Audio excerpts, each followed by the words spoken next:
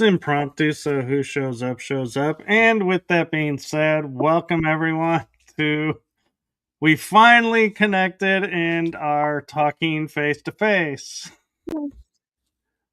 So everyone, this was originally supposed to be my show. This was going to be a Facebook Live where I was joined with Michael, and he shares shadow person experience that he had with my own husband.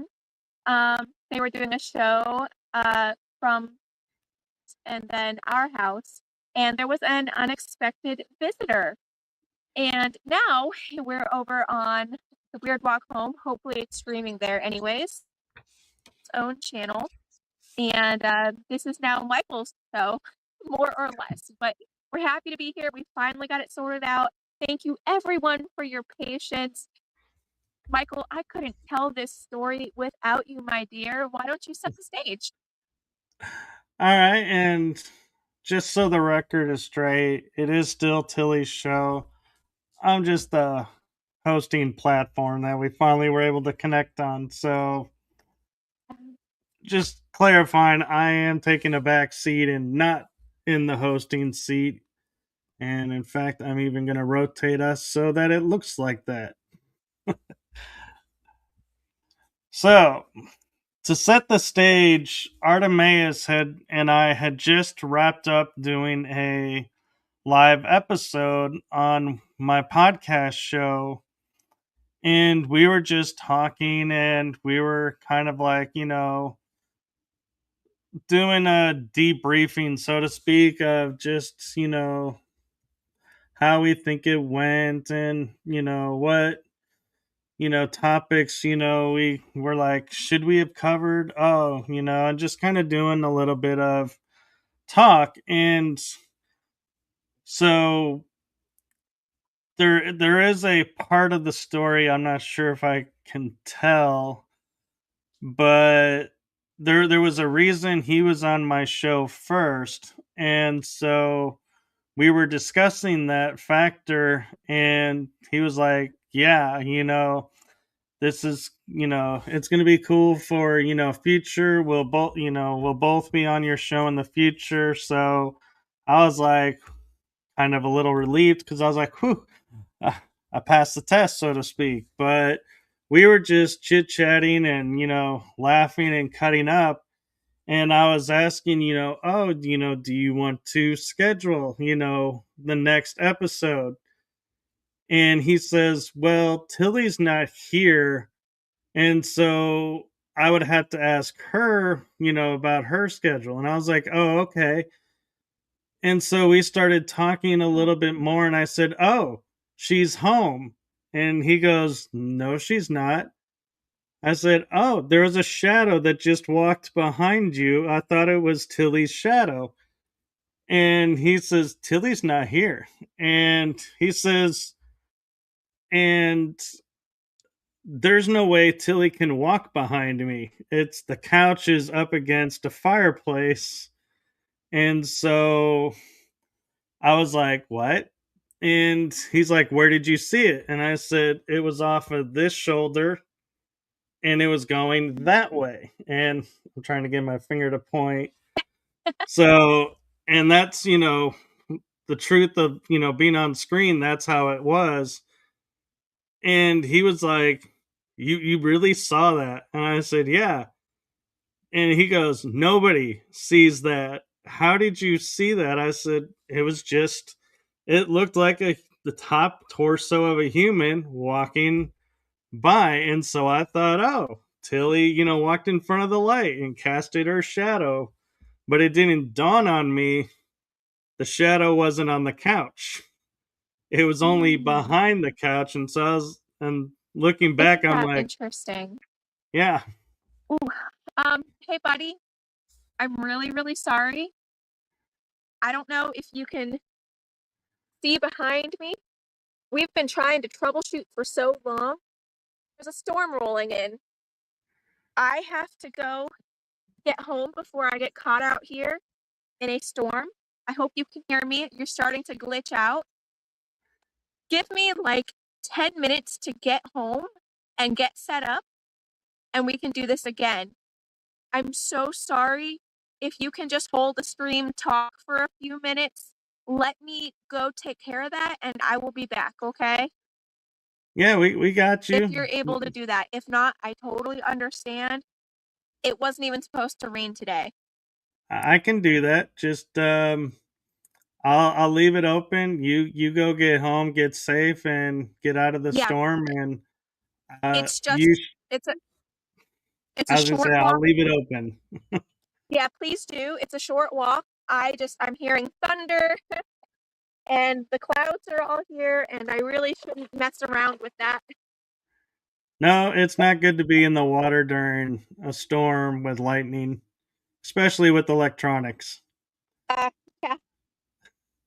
Well, I can walk with you a bit here. People can just kind of hear me chatter, but I've never had this much difficulty in getting a video or a live stream set up ever. I've never had this much trouble before, I and it makes know. me wonder what's going on. Um, Buddy, why don't you explain some of the issues that we had in getting this set up? Yeah, I'll gladly do that. Yeah. So Tilly does really great lives. I dub them poolside chats where she's in the nice comfort of a pool. Gotta admit, a little jealous about that. Oh, And she tells her story and explains and interacts with the people who chime in on the live. And it's a lot of fun to watch. And she shares a lot of great information. And just FYI, I am not getting paid to plug Tilly. So thank you. this is all coming from the heart. But she is an amazing wealth of information, a great author, and a lot of fun to talk with. And so we have a great friendship behind the scenes that comes through on screen as well. But yeah, so we're not just two people that are getting together, collaborating to go, oh, we're doing this or this to just to do this. No, we are truly friends, and we're Yes. doing this to collaborate and support each other. And that's something worth noting. And so when she was live, I am in her chat room at times when I can make it. Well, we tried to get me on the live stream, and for some reason my account won't access the live and as a participant. So we tried figuring that out, troubleshooting it, For trying over on an cell hour. phone. Yeah, I was doing cell phone updates. I was trying on cell phone. I was trying on the laptop, the web browser. I was trying on the physical app on the computer. Nothing would allow us to connect because it'll say, join live, and that button does not appear on my screen nor on her screen for me, which is kind of odd because she could add other people. So I tried going live and I had no button to add anybody. And so it makes me wonder, somehow either somewhere buried deep in Facebook land, there is a setting that does not allow me to do lives that's checked, or I just, for some reason, my account, it may be also that it's a personal account and not a public page, and so maybe the public pages are the only ones that can join lives and collaborate, like the professional level stuff. But Oh, yeah, needless to that's a good say, point. we finally gave up on that, went to try YouTube. Well, YouTube, I could do a live, but there was no way to add anyone to collaborate with and be on screen at the same time. And so I shut it down when a friend advised me to talk to somebody about doing it. I was like, I'll look at that later because right Yeah, now we're trying to get this story out and we told you all it would be today. So we are like, clock is ticking. We got to keep our word. We got to keep our integrity because that's important to both of us. And we said yeah. we would do this. And so that's where we are right now is we finally decided even after Zoom we couldn't figure out I know, live which is streaming. it's so weird too because my Zoom would not allow me to log in either. I don't know if, ooh, excuse me, if we just glitch day for a lot of these platforms, but my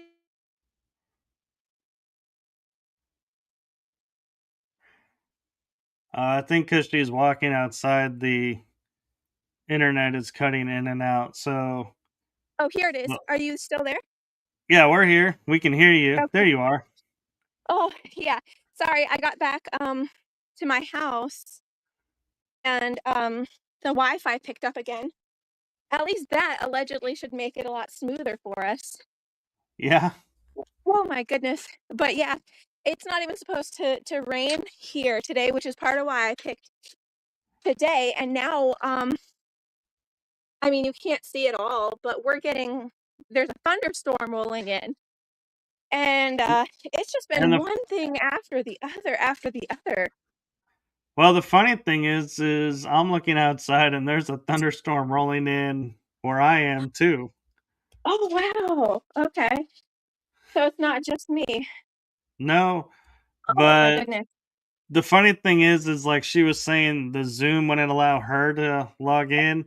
I had messaged her when I went to Zoom Workplace, I could get in and I was logged in. But if I went to Zoom Direct and was like, "Hey, I just want to do this," it would open up, but then when I said sign in so I could get a longer than 40-minute Zoom, it would just spin. It was like, "Nope."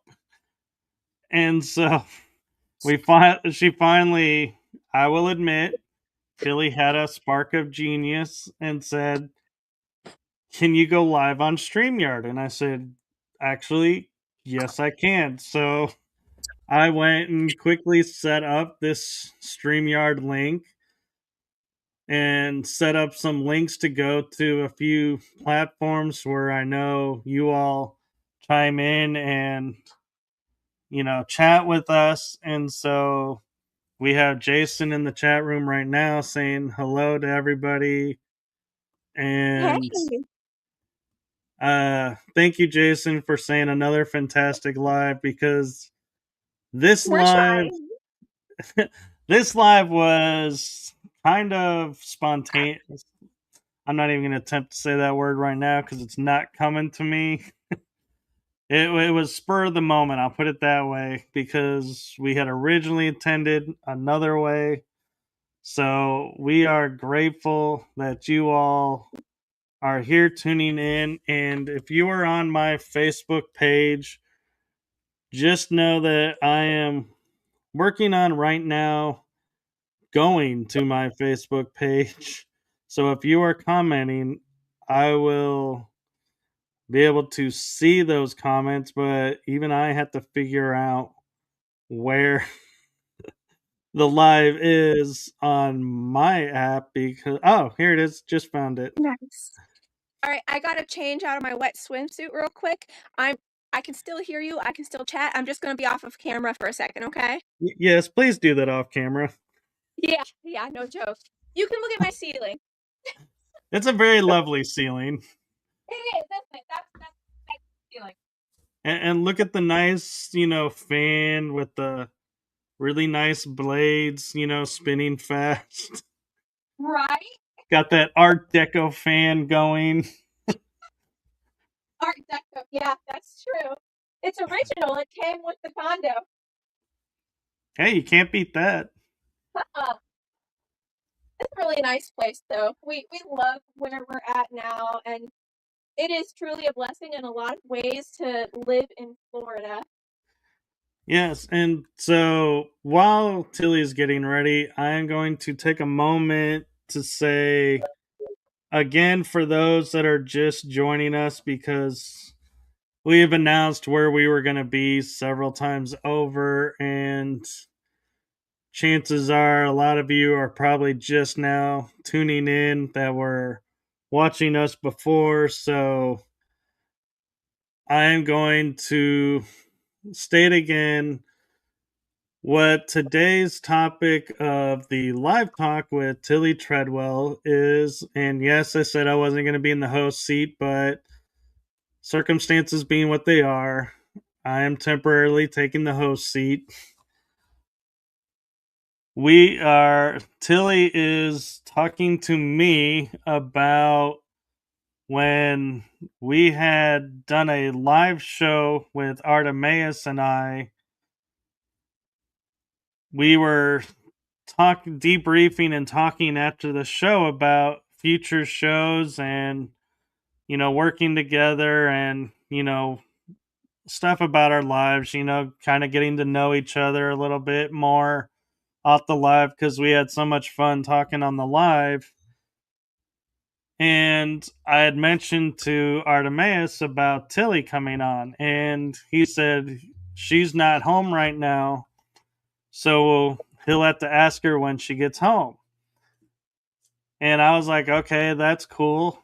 And so we started talking a little bit more. And I go, oh, Tilly's home. And he goes, I beg your pardon? I said, I just saw a shadow of a person walk by. And he goes, where?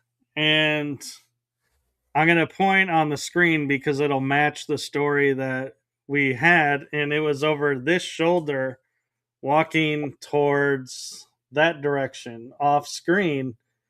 Mind you, he was further over and it was a much bigger screen, so there was more space, but I'd literally watched it walk from his shoulder to off the screen.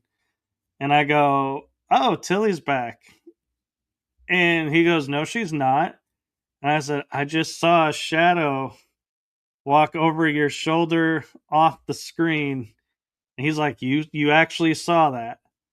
And I was like, yes, I actually saw this shadow. And I was so wishing we were recording this part of the, after show, because I don't record the after show debriefs, but if we were, we would have it on film. But unfortunately, as they all strike when the cameras are off.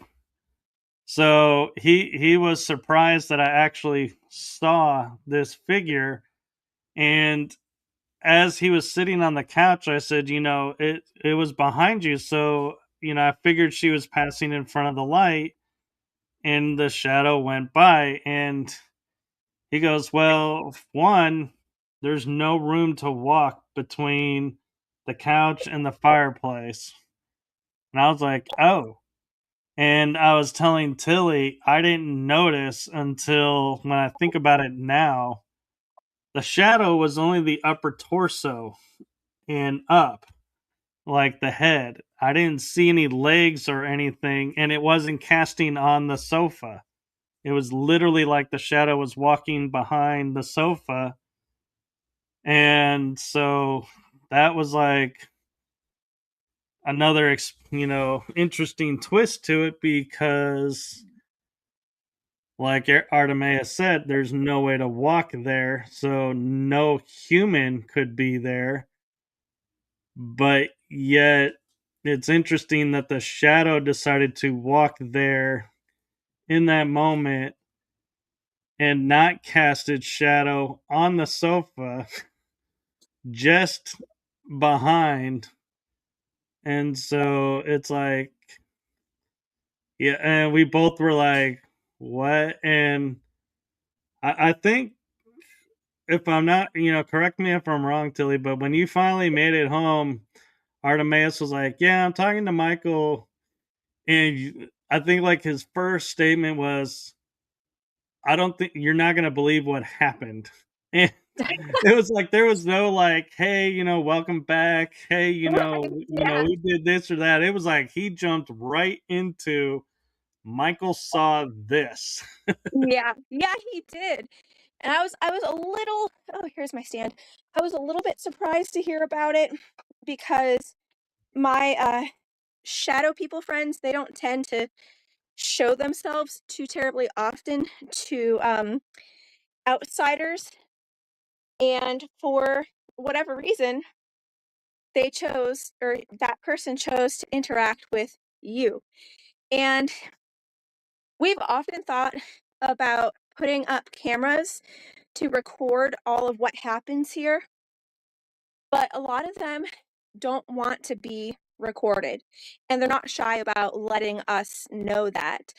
Um, I've got my stand here. I'm gonna hop in bed real quick on my stand. I'll be right back with you. No worries. So, yeah, and so, as paranormal investigators, we see things and, we, everything has to be taken with a grain of salt, and we have to, work on figuring out, what is truly paranormal, what isn't, what could have happened, what couldn't have. But this is one of those rare moments that was caught with the eye alone going, there's only one person in the house. He's sitting on the couch. I know Tilly and Artemaeus, wouldn't, play a joke and like, oh, we have a third person here and have them do something and be like, ha ha ha. That's just not who we are. We're the type of people that are like, what you see really happens, and we're believers of you don't need to fake the material because the material itself is cool enough. So that's where I'm like, as the paranormal investigator to me, I was like, I can't explain this shadow at all because all the normal parameters that would cause a shadow to be cast were not present. And so it's like literally no rhyme or reason. And the casual way that it was walking off, it's like it was more like it was just saying, "Hey, we're here." And was like, "That's it. That's all we want to do." And they never showed themselves again that night, but it was just funny cuz it was like it just casually walked off the screen. It was like, "Hey, if you see me, cool. If you don't, whatever. I'm just chilling here. I'm just gonna go check out over here now." Yeah, yeah, that happens a lot too with other people who have reported incidences surrounding Artemaeus and I. A lot of people have these really dramatic encounters with non-human beings, non-human people, but for us, it's just our everyday. It's my everyday, and sometimes that will shed or leak into other people's lives as you yourself um, experienced. And I was delighted actually that one of them decided to show up for the two of you, and that I was not there. I couldn't be accused of any kind of fakery, and especially with what you were describing. Um, I've taught Artemaeus a lot about paranormal investigation, about esoteric exorcism, and non-human psychology and whatnot. So he was able to talk with you and help suss out what you were saying. For people who had caught the bit of a live that I did earlier, I was talking about some ways that I would assess a shadow person scenario back when I was working active cases with the Catholic Church, and then even after that. I still use a lot of these methods to this day. And one of them is to talk with the the alleged victim or the alleged witness about the physics of it. So in Michael's case, there wasn't enough room behind the couch for anyone to be walking. The shadow was only a half shadow, and it didn't cast any shadow on Artemaeus or on the furniture around. And then um, it It never had a certain, acknowledged us. yeah, it wasn't there interacting like a person. It was very casual, and that's something that really stands out to me as an investigator, because a lot of people do believe that almost every single shadow person event is somehow dramatic or chaotic or traumatizing or negative, and that's not been my experience at all, for the vast most part anyways. And I was talking about some of the science behind that, that in my experience anyway, some of the shadow people, quote unquote, that we see are just literal shadows being cast from another dimension.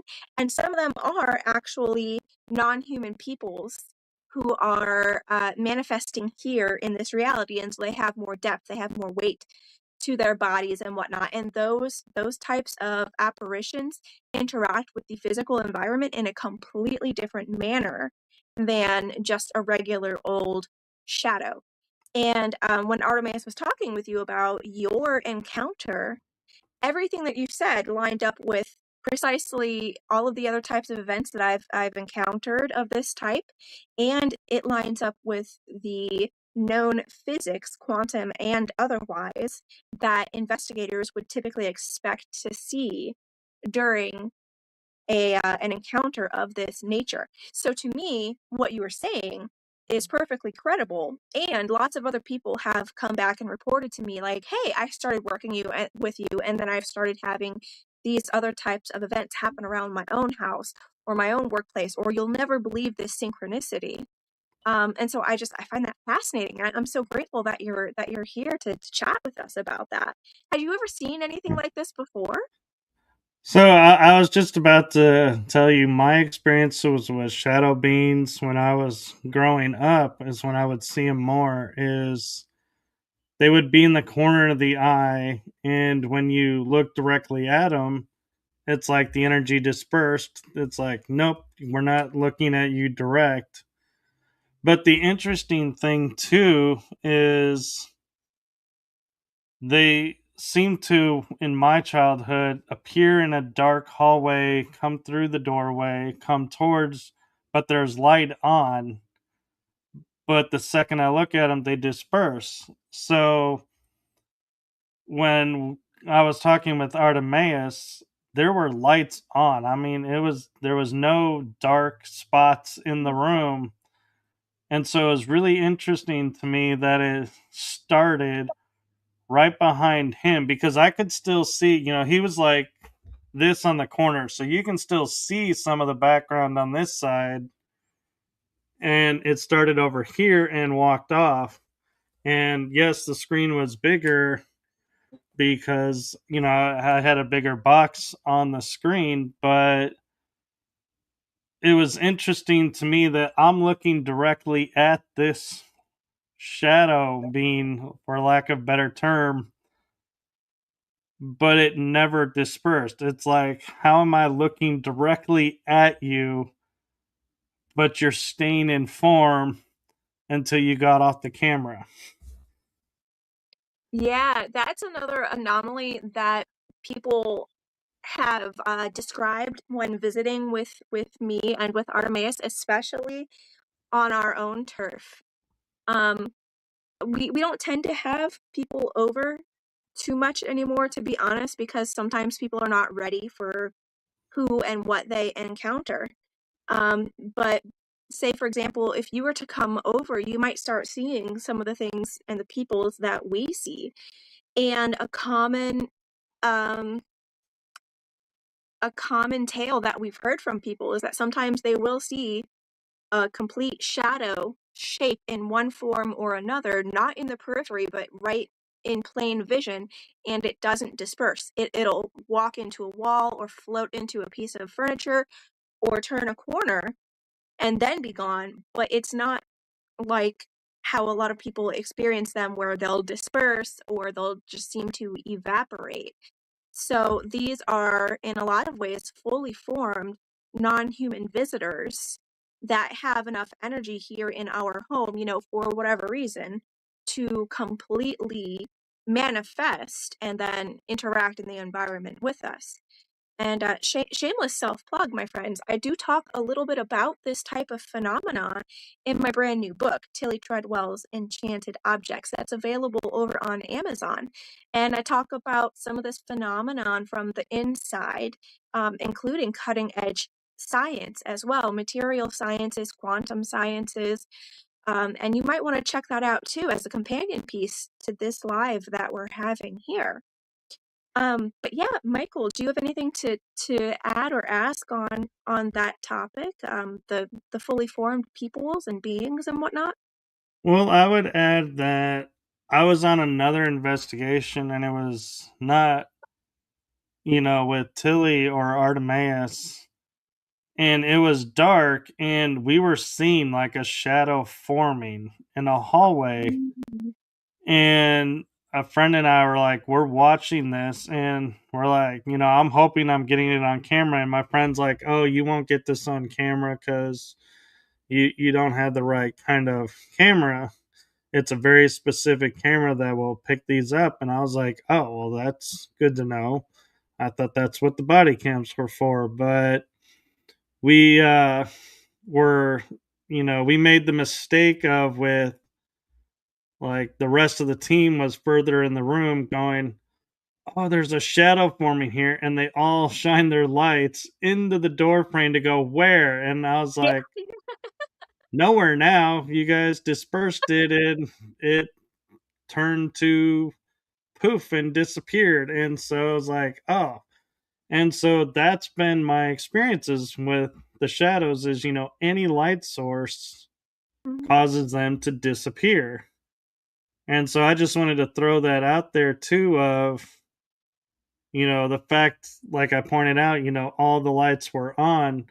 But the other thing that I wanted to add about it was when I said to Artemaeus, when he was, I think I let him finish what he was saying, and it wasn't that long. I was like, "Did you see the that oh, Tilly's back?" Because the shadow, when I mentioned it to him, he was like, "What did you see? Where?" It was like he was like genuinely confused and was like, "What's going on?" And so I could tell by his facial expression, yeah, he didn't set the stage for something to happen. And besides that, if personally, I'm of the opinion, and you all can chime in and tell me if I'm wrong or not.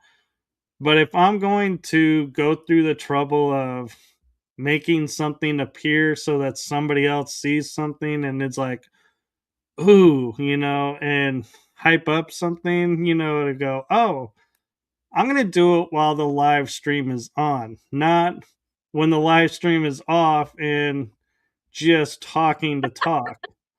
I'm like, because you missed your golden opportunity. So that's, the other thing, of pointing out is, he was genuinely shocked, and there were the record button had already stopped.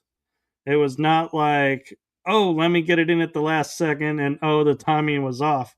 I mean, we had been offline, meaning we're not live, recording for probably a good 5 minutes, probably, or so. But it was enough time to where it was like, yeah, you couldn't mistakenly say, oh, trying to sneak something in at the last second. It was like everything of what you would think somebody is doing to fake something, just it wasn't lining up because all those factors were voided because, yeah, the moment had passed. We had like an hour and a half of nothing, and then it happens after, and it's like, yeah, he had plenty of time to do something. So that's the other part of the story that I like to add in, is to go, for sure, Artemis and Tilly are not foolish people to go, oh, now's our moment. And it's like, no, the moment had passed, but okay, they're not going to slip up and, be like, oh, we thought we were still recording and did this. Nope, not those kind of people. So Mhm. we're all smart, intelligent people, and we're all credible and integrity driven individuals. So there was no shenanigans going on behind the scenes and no missed opportunities. It was like a moment of looking into their world through the lens just for my benefit, so to speak, is what it felt like. Oh, that makes sense. Yeah, there have been other people, I'll tell a few stories here in a moment, who have said the same thing, that they're grateful to have met me and get to know my world because some people get to really experience some events and meet some types of peoples that otherwise they never would have. And I don't choose who my friends and companions interact with. So whoever they choose on their own, it's a blessing, or depending on who you are, it could be a curse. I've gotten some really bad stories back too from people that I no longer associate with who, maybe my friends and my companions think did me kind of dirty. And so there are both sides of that coin there, and I'm happy to share some examples of both. But that's really what it's like living in an inhabited house. It's a mixed bag of personalities and a mixed bag of agendas and motives and whatnot.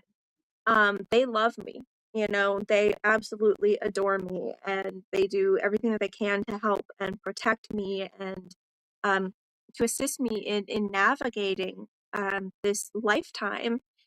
But each of them has a unique personality. They have their own unique agenda and boundaries and preferences and whatnot. And I have a working and loving relationship with all of them, but I can't control what it is that they do with each other human element that I introduce into my sphere.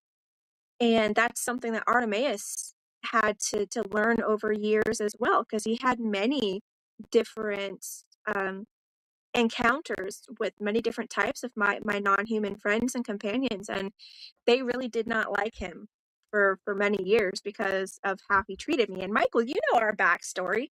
Oh, Uh, yeah. That's why I'm yeah, kind of like smiling and laughing as I'm like, yeah, oh, yeah, I know this story. But yeah. So for I anyone who just may had not a thought know, pop in my head too and I didn't mean to cut you off. I apologize. that's okay. Please. But we're talking about how it's like the protection and everything, and choosing this and that, and I can't help thinking now. It's like as Artemaeus and I were talking, it's like, yes, I'm talking this way about these things, and it's like they're like, huh, is he really like that? And so it's like they were like, oh, let's do this and see how he reacts. Yeah. And it was like a test of them saying to you, yeah, he's this is how he reacted to this. Okay, he is who he says he is, or as I didn't go, oh, we gotta do this, and we gotta do a video to show this, and we could totally get this on TV and do this and that. And it's like, no, my reaction was, wow, that's really cool that I was able to see that and kind of just let it go and was like, okay. And Yeah, so I think they kind of were like, hey, this person's different. I completely agree with you, and that's a big thing in non-human psychology. At least in my experience, they like to lay out tests, and in some ways, it can be a treat or it can be a trap. It really just depends on the human element. And when I had started working with you, there were a few of them that had approached me about you specifically, saying that they really liked what you were pointing out. They liked how you were treating me and whatnot. And I said, that's good because I like it too. I'm getting good vibes, quote unquote, from him, and I'd like to continue. And then meanwhile, there are other people that they tell me, okay, this person, they have some healthy things for you or not, and they evaluate each person that comes into my circle essentially, and they give me advice, they give me tips and feedback. And that's how my relationship started with Artemaeus. A non-human guardian of his family came to me and told me, like, if you get involved in this relationship, it's not mandatory for your lifetime, but there are going to be massive benefits down the road if you can make it through. But generally, here is what his family would make of you. Here's their psychological profiles. It's going to be extremely dangerous and extremely difficult for you because it will be full of abuse and neglect, and they won't like you for many years because of your differences. But if you can make it, this is what's going to happen later on down the road. And me, I thought, okay, I'll take it on. I mean, that's what I'm here for, I guess, in this lifetime, so why not? And oh boy, have I really regretted it until recently. But that said, I'm not surprised at all what you're telling me, and it does very much sound exactly like something that one of my non-human companions would do as a character test. You know what I mean? And Right. Artemaeus now, he is he's no longer in the doghouse with them. He had some terrifying encounters with them when I finally stopped pleading with them to treat Artemaeus and those who were mistreating me with kindness. I love to give everyone the benefit of the doubt, and I used to believe that people were doing their best and they really were trying to be kind people. It's not the case. And anyone who says that is either very innocent and naive, or they are enabling abusive people. And so once my non-human friends and companions got involved with the relationship with Artemaeus and I, they gave him back all of the karma that he was due for hurting me and then some. But as he did proceed on his path of healing and um, personal transformation, he had that divine discipline put onto him, and it really did help him to transform. They started to give him more and more little tests, like what you were describing, and to help acclimate him to the type of life that I live. And eventually, he was passing those tests with flying colors, and now he's used to it. If he sees a mimic in the hallway, or if he wakes up to someone who, quote unquote, shouldn't be there, if he sees a shadow person or a mist, or if he were to meet a small cryptid in the house, he's not he's not at all offended by it or upset by it. He doesn't think it's evil or is out to eat him or anything of that nature, and he doesn't try to exploit it. You know what I mean?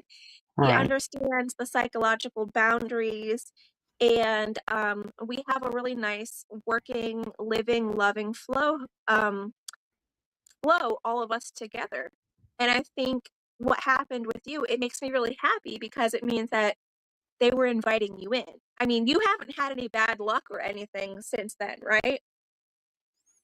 Not that I would attribute to them, no, or to meeting you, but I kind of feel like now, though, it's interesting, as we're talking about this, how the whole thing unfolded, just, and if, I'll leave some of the details out, but you and I were talking on Messenger for a long time, and then it got quiet, and I was like, okay, and I'm one of those that, if conversation stops, I don't, like jump on and be like, oh my God, why'd you stop talking to me? I'm like, okay, things are going on.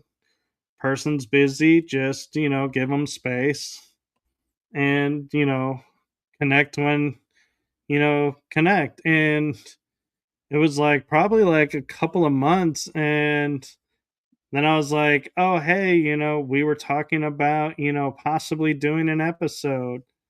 And you're like, "Oh, I'm not doing that now. I need to go, it's now being done this way." And so I was like, "Okay." And I felt like part of me felt like, is this a test? Like, the way you were Mhm. wording it, I was like, is this a test to see, what's gonna happen on the episode, or what's going on? Because the way it was like is she's like, you have to do it this way if that's okay with you, and I'm like, yeah, that's fine. And it's like I feel like I kind of surprised you because you were like, oh, okay, well then, yeah, I'll put him in touch with you. And then he and I did the episode much later, and then we, talked. This experience happened. Tilly and I would talk a little bit more than behind the scenes like we were before the break or the silence happened, and figured out what was going on. And I was like, okay, I respect that. That happens. And so I think I even was like, kudos to you for, doing that, and, stepping back and doing what you needed to do. And then we started talking, and then I was like, oh, hey, I'm going to be, and then at the timeline, if I remember right, is you then came on the show and we did our episode. And then we met actually at the conference. And what was funny is at the conference, we, were like talking, and you would think we'd known each other for a long, long time. But in reality, it was like probably less than a year. Mhm. But there were certain things that you and I had talked about in the early days before the break, of communication. And I feel like what was interesting is as we're, going through the conference, little pieces of what you had told me started like flashing in my mind as I'm watching this scenario unfold. And I'm like, oh, and I'm like, I start reacting. Yeah. And Tilly and Artemaeus are like, how did you know to do that? How, what, how, thank you so much for doing that. And it was like, yeah, nobody asked me to do it. It's like just something triggered in me. And it was like, okay, this is this mode. This is this mode. We got to do Yeah. this. We got to do this. And it was like kind of funny to watch. And now that I'm thinking about it, it's like, yeah, I think I was having flashes of the conversation going and saying, hey, look, this is what's about to happen. Here's what she said about this. What are you going to do? And so I'm wondering now in this moment, Mhm. going where your guys putting these conversations in my head to go, here's another test. Are you, going to react according to the information, or are you going to let the scenario happen and be like, oh, sorry, I should have done this? And so I think it kind of surprised them too that I was like, went right into before they even finished the scenario, going, oh, he's already doing it. Yeah, yeah. And maybe, I mean, I had nothing to do with that.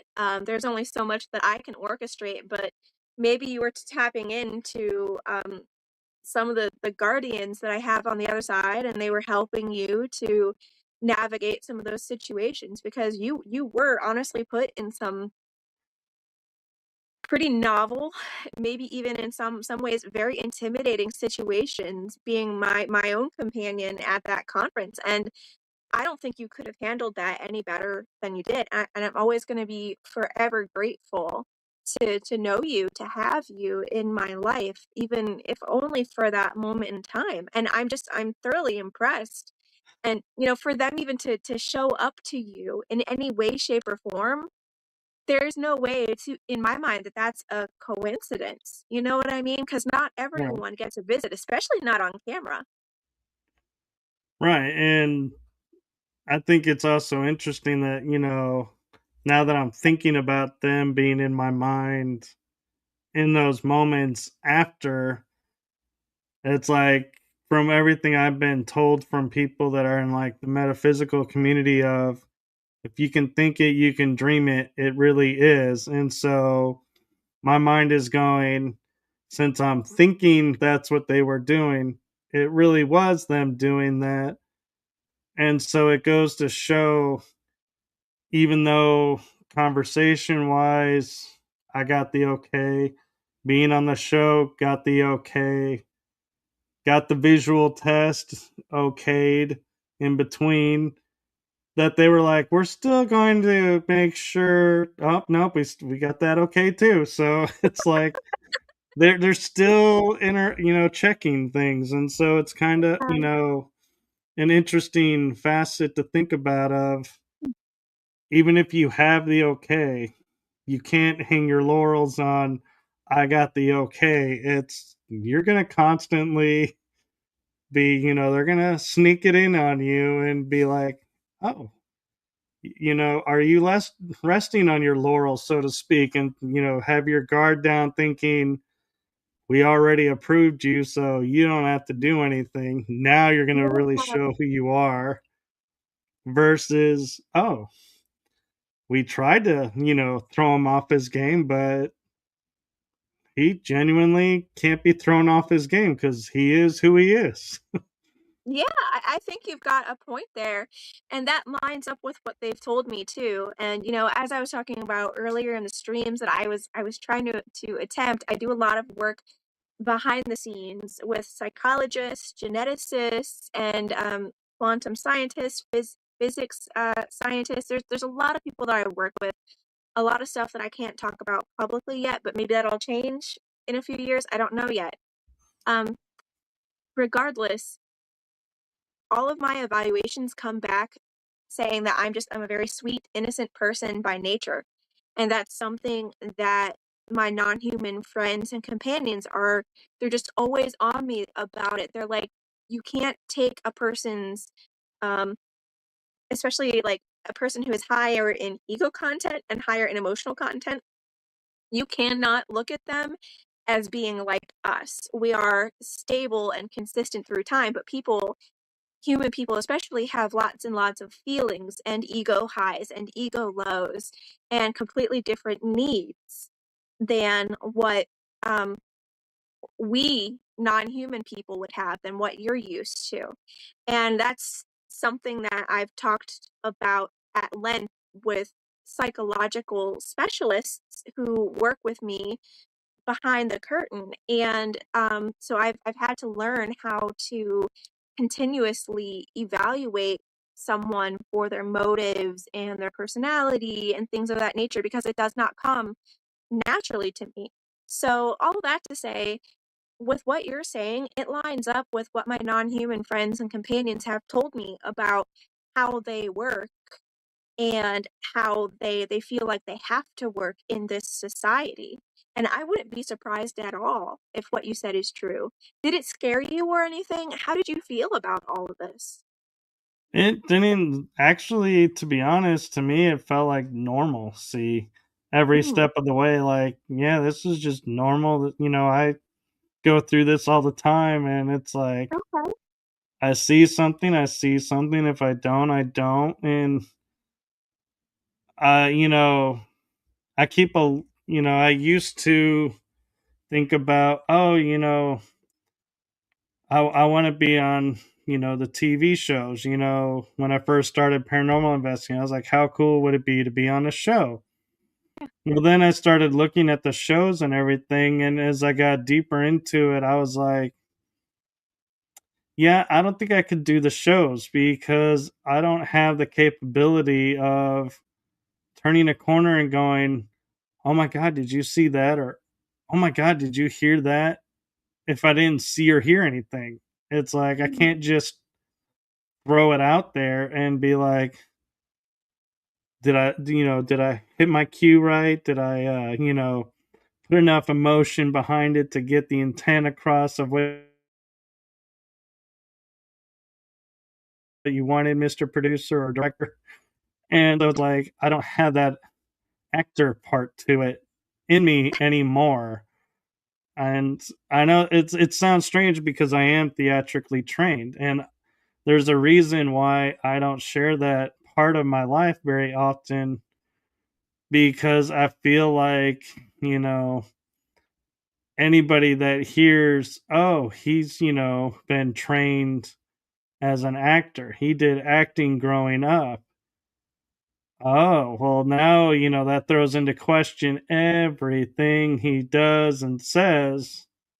And I didn't want that stigma. And so I, wasn't sharing it. And then I met a friend of mine, Heidi Pop, and we were talking about theater and how much fun it was and, shows. And we were just, having so much fun. I was like, you know what? I feel like in my life now, where I am versus where I was when I started, now I would say I have no problem saying I had theater background because my integrity and my personal self has been, as they would say in medieval times, weighed and measured. And, the conclusion is what the conclusion is.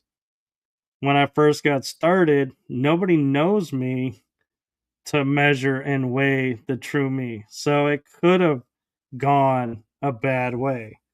So now it's like if you want to come at me and say, well, you're an actor, you know, I can't believe anything you say. I'm like, well, that's, too bad for you.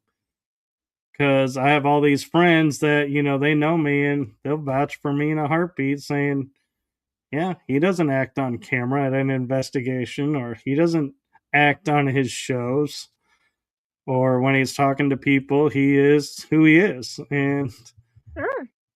it's like, and so it's interesting, how we think we all know each other because of how we interact and talk, but we all have those little few, as they call, like skeletons or mythos and mystique in the background that we keep, until it's like, yeah, now's the right time to bring it up and share it. Mhm. Sure. Be and so yeah, and so do I get nervous being tested? If I knew I was being tested, I would be totally in my head and going, "Oh my god, Mhm. what's the actual test? How do I got to prepare? I got to do that. And I would get really mental about it. Aw. Whereas if they just do it, it's more the genuine me because I don't have the time to get the mental games going and going, Yeah. is this the right answer? Is this the right answer? Is this the right act? Oh my god, what if I do this and this goes wrong? What's going to happen now? And it's like, yeah, you can spiral really quick over some of these tests. And I've gone to locations to where I know I've been tested and measured and to see, am I who I really am? And had, things shown to me. Like I have physically witnessed apparitions, shadow beings, shapeshifters, movement of objects that in normal science it's impossible for them to Mhm. move. And yet I came out of it like, dude, I can't believe we had lost time. That was like the big concern was like, oh my god, I thought we were in there for an hour. We were in there for 3 hours. I gotta go because I gotta, get some sleep because I gotta get up in the morning. It's like it didn't phase me at all. But I feel like yeah, if I went in there, knowing what was coming, it probably would have phased me a whole lot differently, and I would have been like coming out of it, go, how did I do? Did I pass? Did I pass? Did I do this right? Did I do that right? Should I have done this? Should I have done that? And they would have been like, dude, chill. It's over. Yeah, definitely. And that's something that they talk to me about a lot, that if they're going to test a human heart, they would do it as organically as possible. It would be embedded into that human being's personal life somehow, or into their work life, to see how they would react on the fly. It wouldn't be a test that would be announced. And they'd often use third parties to do so, human or otherwise, and then evaluate the human person based on how that person treats the third party, or how they respond to the situation, how they feel about the situation at hand.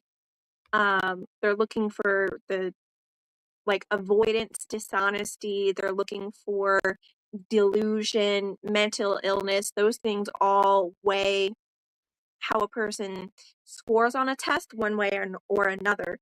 And, whether or not someone does something harmful purposefully or not, that also apparently is huge on their karma list. And um, they kind of explained to me that this is how things are written in, for example, the Egyptian Book of the Dead, with Anubis weighing a person's heart, that the person's heart has to be as light as a feather.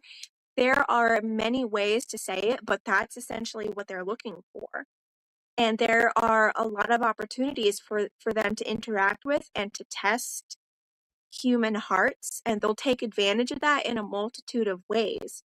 And so apparently this is how they choose people to interact with, and then whether that's going to be positive, negative for the human being, um, it all just depends on who that person is, who that human being is at a core level.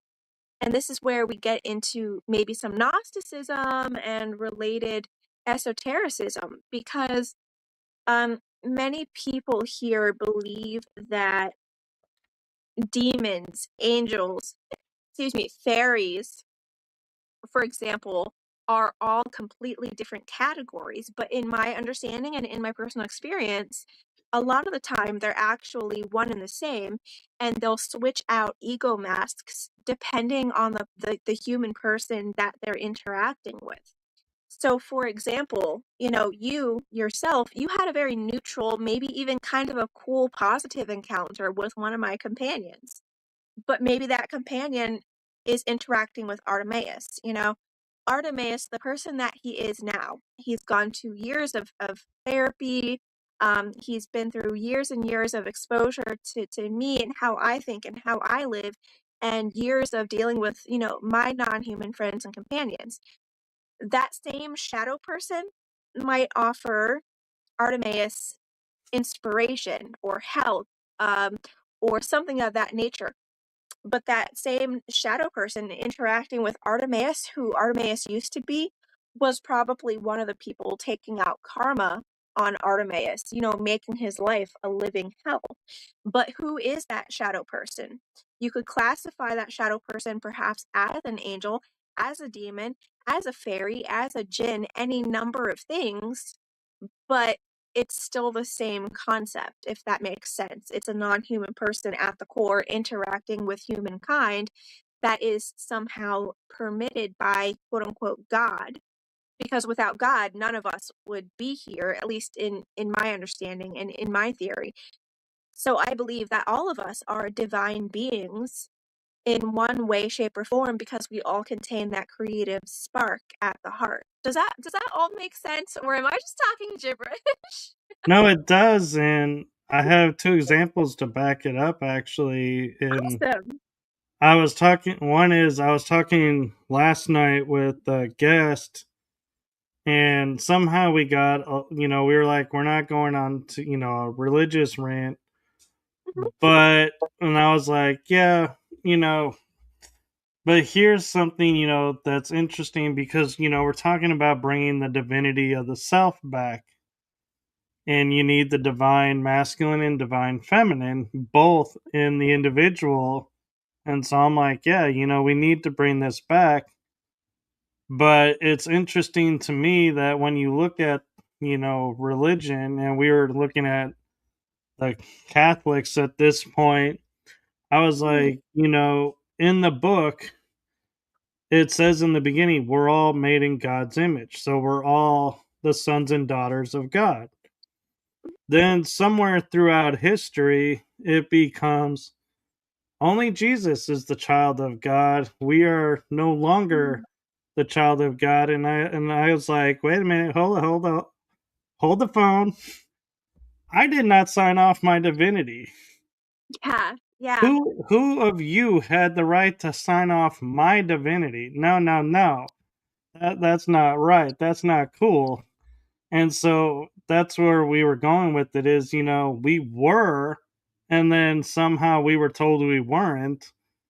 And everybody just was like, okay, so we're not. And it's like, no, I don't just accept that. It's like, no, I am divine. I have not given that right up. I have not given up that birthright. And nobody is taking that birthright from me.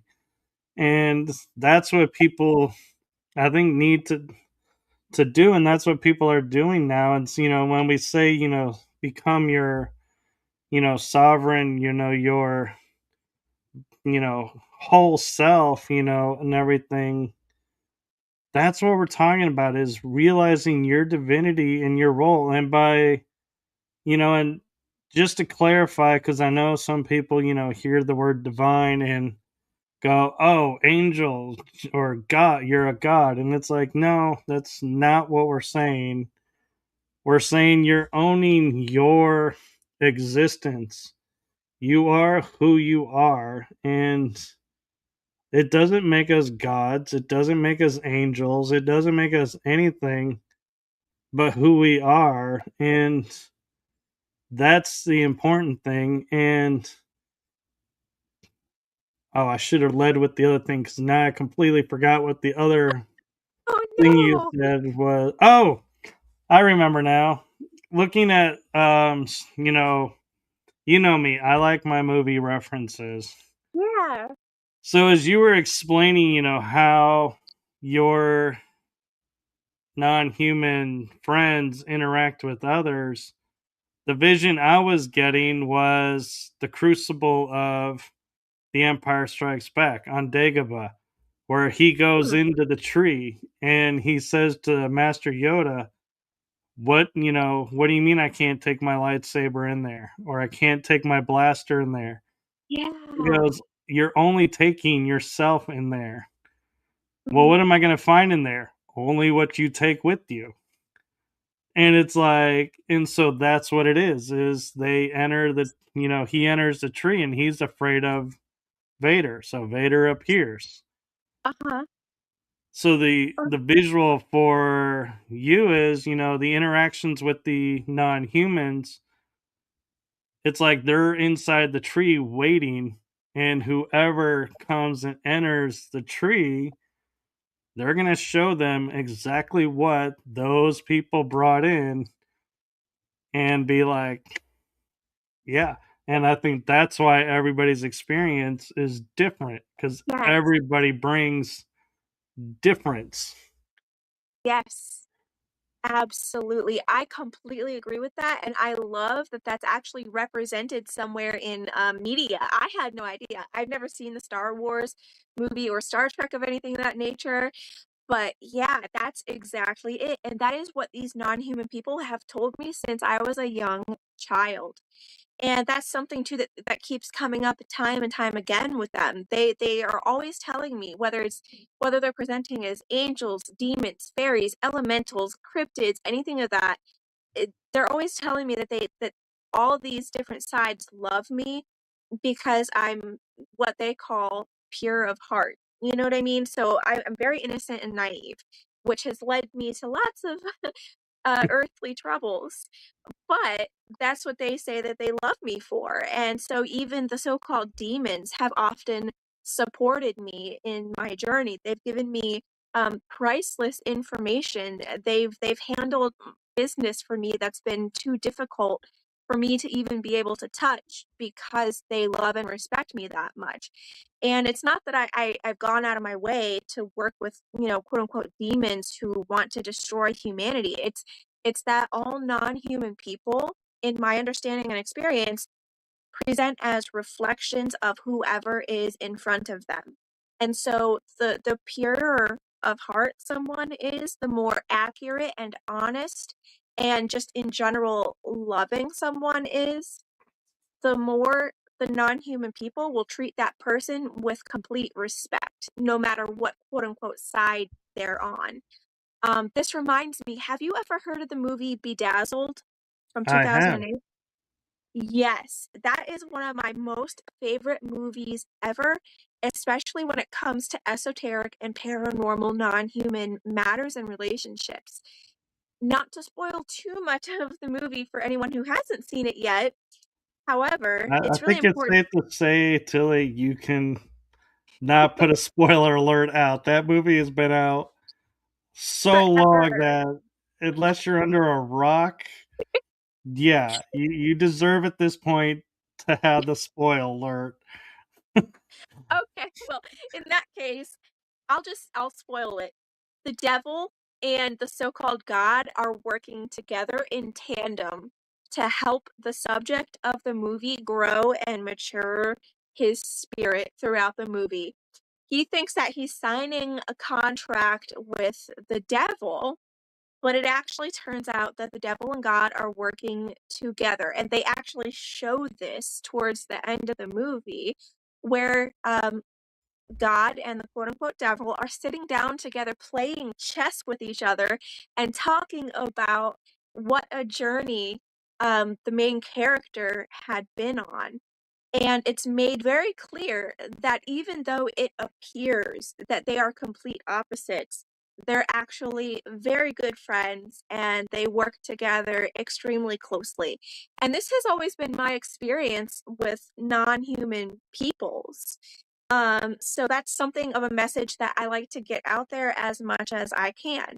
I promote the idea of shadow work, lots and lots of deep shadow work, especially for people who have really high ego content and really high emotional content. And you'd know this because someone is very fearful, they might have a lot of anxiety, they may have a suspected or a diagnosed personality disorder, which that may be a topic for another day, but it's not hopeless if someone is diagnosed with some type of personality disorder. Maybe we can get into that some other time. Addictions, addictions to alcoholism, to drugs, to overworking, or to perfectionism. Those are all symptoms of having high ego content and high emotional content. But some of the divine treatment you could say for that, in my experience and understanding, are the two different sides of the non-human psychology coming together to attempt to guide that person towards opportunity to change and heal and grow on their earthly journey. And that just keeps coming up time and time again. So in Bedazzled, for example, it follows the story, the main character, played by Brendan Fraser, I think. Was Yep, that who played? I knew it it. was. Yeah, he was pining after a particular woman. He was just madly in love with this lady, and she had shot him down. And so he made a deal with the devil to win her heart. And the devil was putting him through all of these different scenarios until he finally got it that she was never going to be his and that he needed to release her to be happy and for him to go on his own path. And then Yeah. in the end, he wound up getting his own, um, you could say twin flame or soulmate, whatever you'd like to call it. And it was only by letting go of that addiction, that yearning, that his person could actually come through for him as the divine blessing. But in the reality, it was a master plan by both sides of the non-human psychology to help this beloved soul um, continue to grow. And I think it would be really cool. I don't know if this will ever happen, but I think it would be really cool if maybe some of these divine people came to Earth and tried to integrate in, human society, because what an adventure that would be, kind of flipping the story on the head. You know what I mean? So I don't know, but isn't life fascinating? It is. And one thing too, you mentioned doing a lot of shadow work, and when I was growing up, I would hear the term shadow work and I would be like, "Oh no." Cuz you had you hear the word shadow and you're like, I don't want to," and you had this connotation that it's either going to be hard work or you're going to be doing a lot of work over a long time, and it's like, you start painting a picture. And when I was working on a presentation for a conference I did in March about the mythos and the power of the hero's journey, Yeah.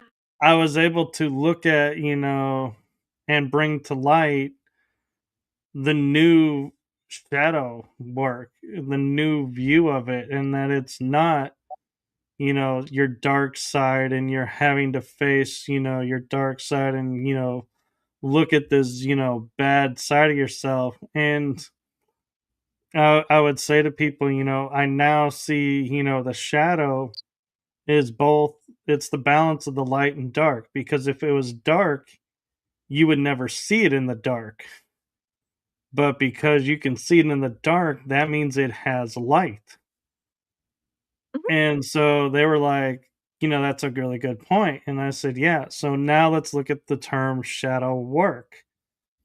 It's you working on bringing yourself into balance. And in doing this work, you are doing one of the three main phases of the hero's journey.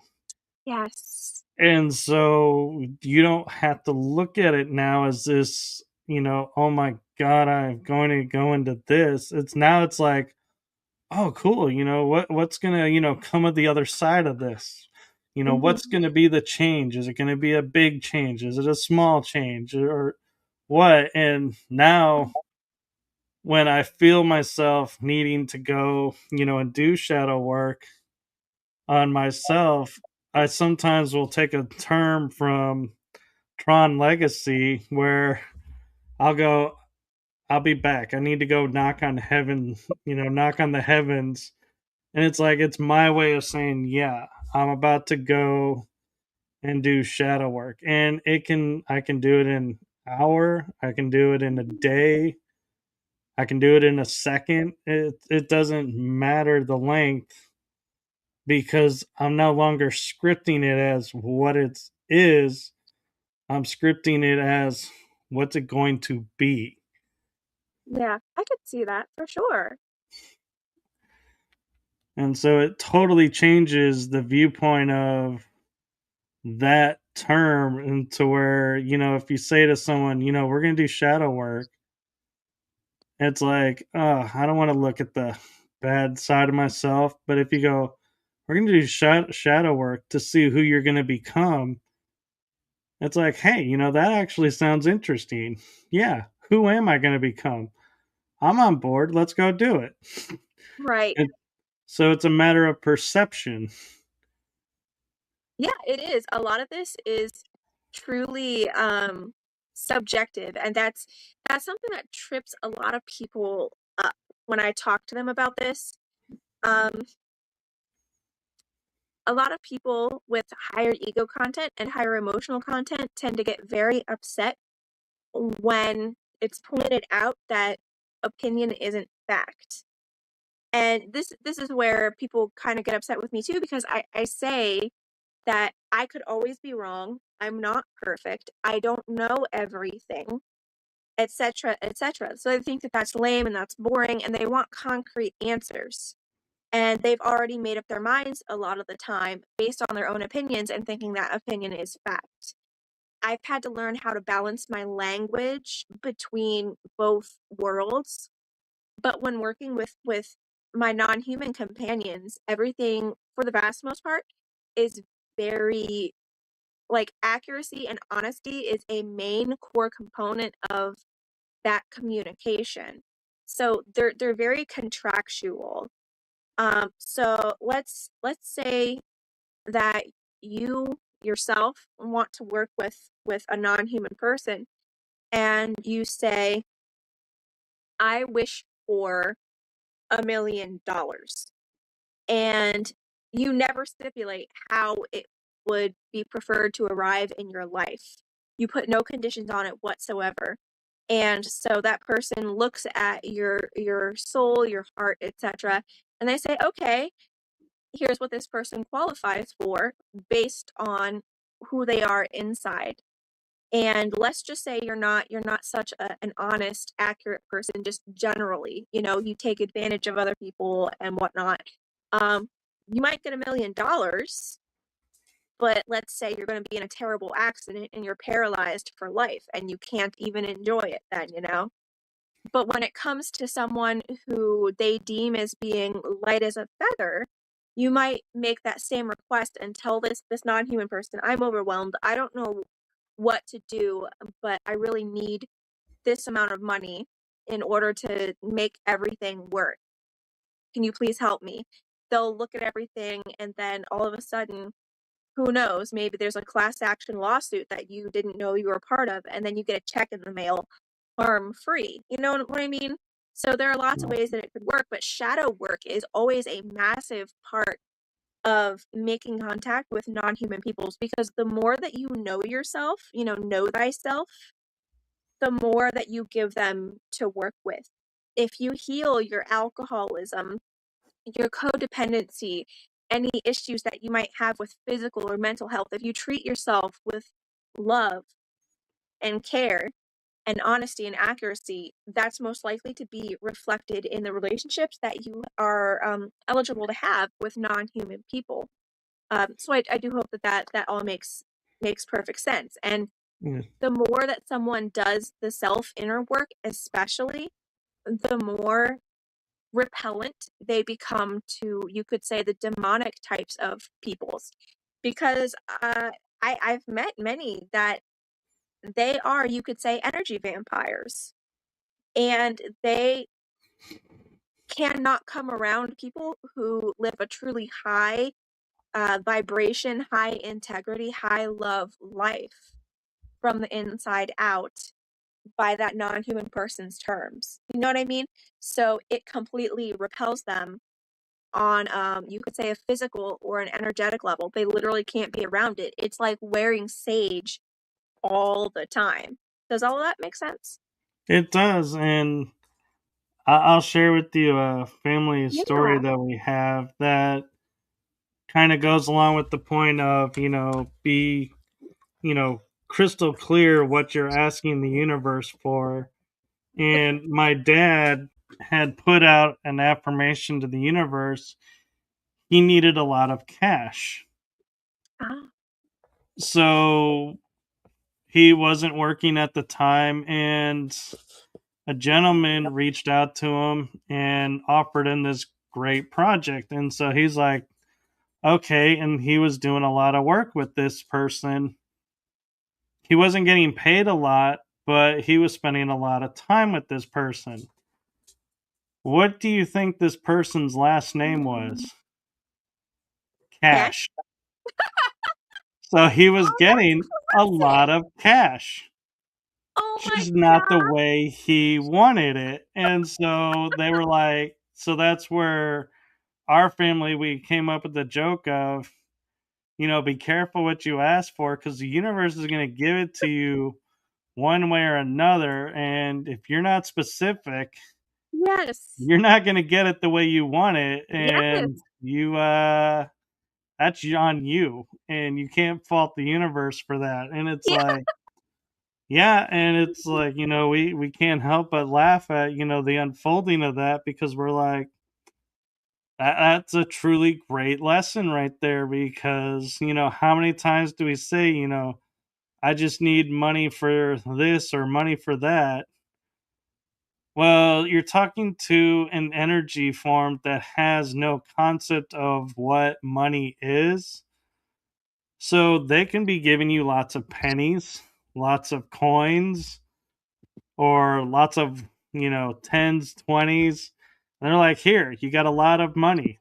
This is money. And you're like, Yeah, yeah, this isn't, the denomination of money I really needed to help. And it's like, well, you didn't specify how the money looked. So you got a lot of money. You just, again, you got to be specific. And I know it sounds weird to say, if you need $1,000, you even got to say $1,000. You can't say $1,000 because you could end up with a yes, 1,000 deer outside because exactly. they're known as bucks. And so, Exactly. And they're always hammering that point home with me. Um, one of the biggest gripes that they have with humankind is that human beings don't communicate properly and sometimes don't communicate at all. There's a lot of avoidance there where situations really could just be handled with a heart to heart chat, or just being honest about whatever is going on. But I get it. Like in the human society here, a lot of the time honesty and vulnerability in that way is used as a weapon, or it's just not received well at all. It can result in massive fights, massive arguments, the bruised ego and whatnot.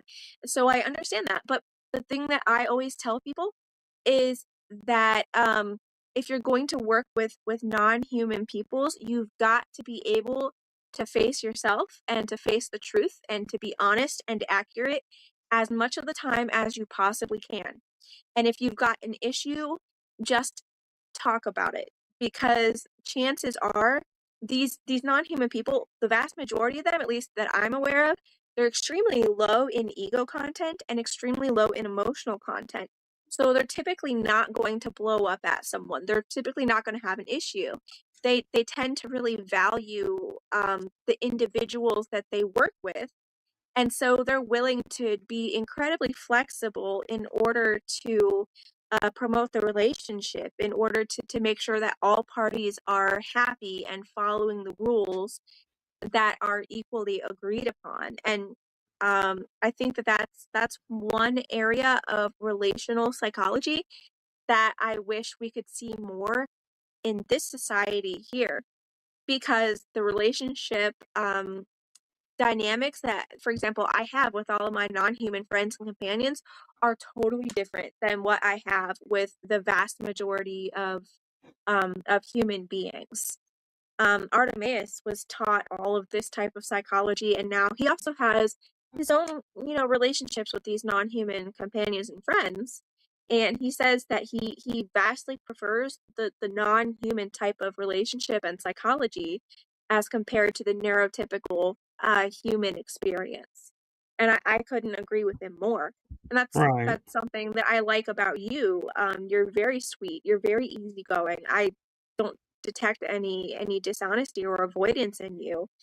We talk about just about anything and everything, and I think that might be part of the reason why they chose you. And I mean, it even goes as it's kind of funny as sometimes we'll be talking and you'll be like, well, uh, I feel like I need to say this, but I'm not sure if, how you'll take it and everything. And I'm like, what? And you'll say it, and I'll be like, oh, that's this, or that. And it's like, you're like, oh, okay, yeah. So then we start talking more about it. It's like, okay, it's okay. And Yep. and I kind of laugh. I'm like, yeah, I'm one of the few, and I'll jokingly sometimes will say to people, I'm one of the few people that, through my life experiences, you could say a lot of things to me and I will not have a shocked look on my face because I'm like, yeah, I've kind of had experience with that, or I know of it, and so yeah, and can talk about it. Or if I don't, somehow I tap into the mind taps into energy that does, and so it's like they'll just channel through me and say, "Yeah, here's what you need to say, here's what you need to do," and it's like, okay, but I mean, it's like, yeah, I know you and I have laughed quite a few times over. This is gonna sound so strange, but this happened, and I'm like, and you're like looking at me, and I'm like, I'm still waiting for the strange part, and you're like, that was the strange part. I'm like, oh, yeah, I Yeah, could see, how that could be taken as the strange part. It's like I have to remember to look at what's going on. yeah, and I love that. You know, I get to chat with you in ways that I don't tend to get to talk with a lot of people here, and it makes me very happy, which is why I continue to work with you. And even I remember you came to me with a problem some months ago, and I gave you my honest advice, and it does usually seem to come from a really exotic perspective. The people who tend to follow what I have to say, they follow my advice. It works for them 9 times out of 10, but it doesn't feel good to the ego. Typically, it doesn't feel good to the emotions. Yeah, So in talking with you, I love that you did take my advice to heart, and it helped you really clear things up. And that's what I feel like I'm here on this earth for. I really just want to love and support people from all different walks of life, and just kind of plug into people's stories where I can and where I'm welcomed.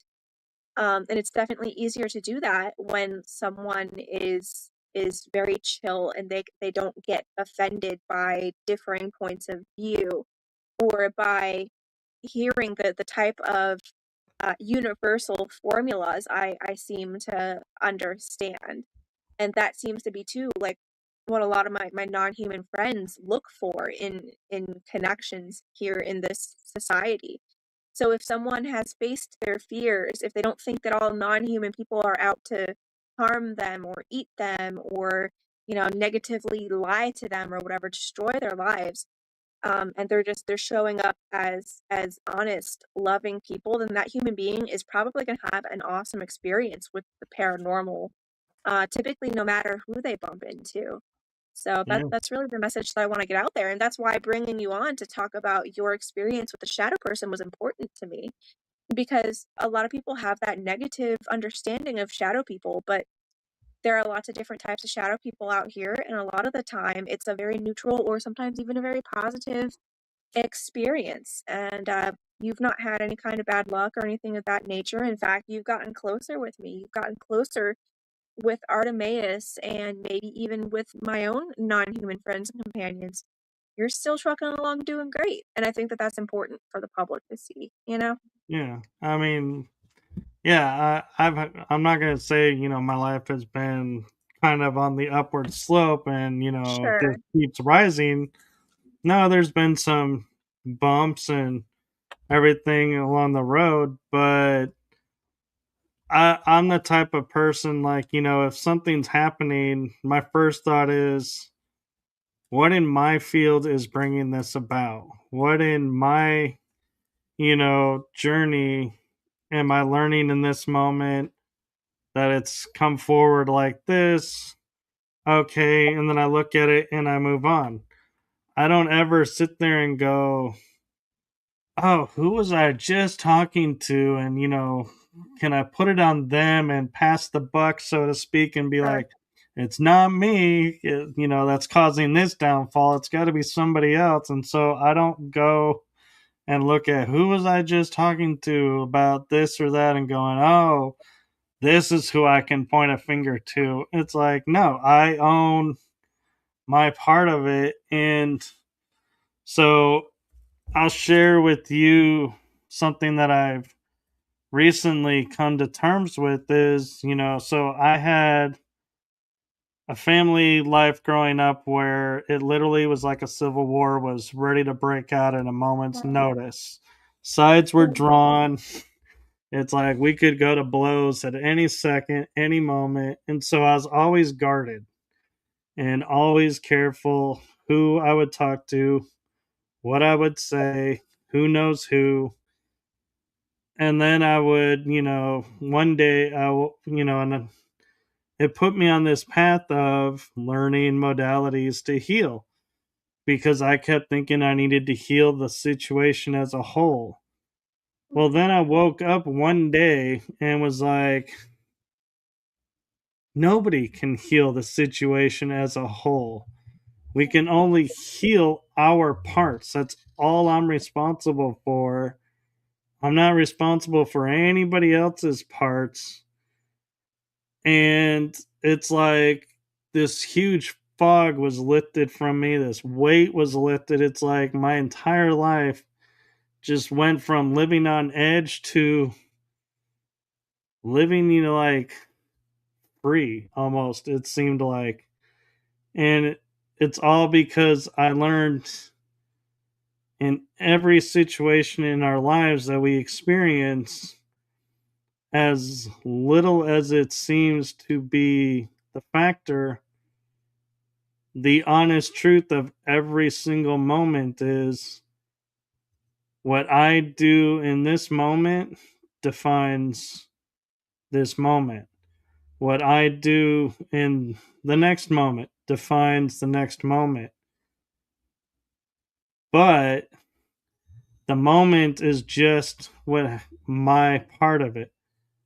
Not, I can't go, over to like Artemaeus and Tilly's house and say, "Oh, Artemaeus, you're struggling with this. So if you were to do this, this, and this, totally, will change how you see this and clear that all up for you. And, you're welcome," and walk away. That's never going to happen because I'm not Artemaeus. I don't Mhm. know what Artemaeus is experiencing in this moment Mhm. that brought this situation to light. I only know what I'm experiencing and what I'm learning. So, therefore, that's where the freedom comes from, is owning your part. That's what life is all about. That's what the journey is all about. Your part. Not, hey, we're responsible for this situation because we're a part of it. That's the key word, a part. We're not the situation. So Right. that's where the clarity came from, is the verbiage, realizing what it really meant and going, aha. And my life changed from that moment on. It's like I no longer took on anybody else's role. And so that's, what I want to share with everyone out there, that's watching this is, you know, if you're struggling, through situations, maybe take a step back, take a breath, and go, are you trying to fix the situation as a whole, or are you trying to fix your part? If you're doing the whole, good luck to you, because I couldn't figure it out. And if you can, kudos to you, but I think you'll be miles ahead if you just focused on your part. But, that's totally up to you how you want to look at it. I'm Mhm. just offering a suggestion. Right.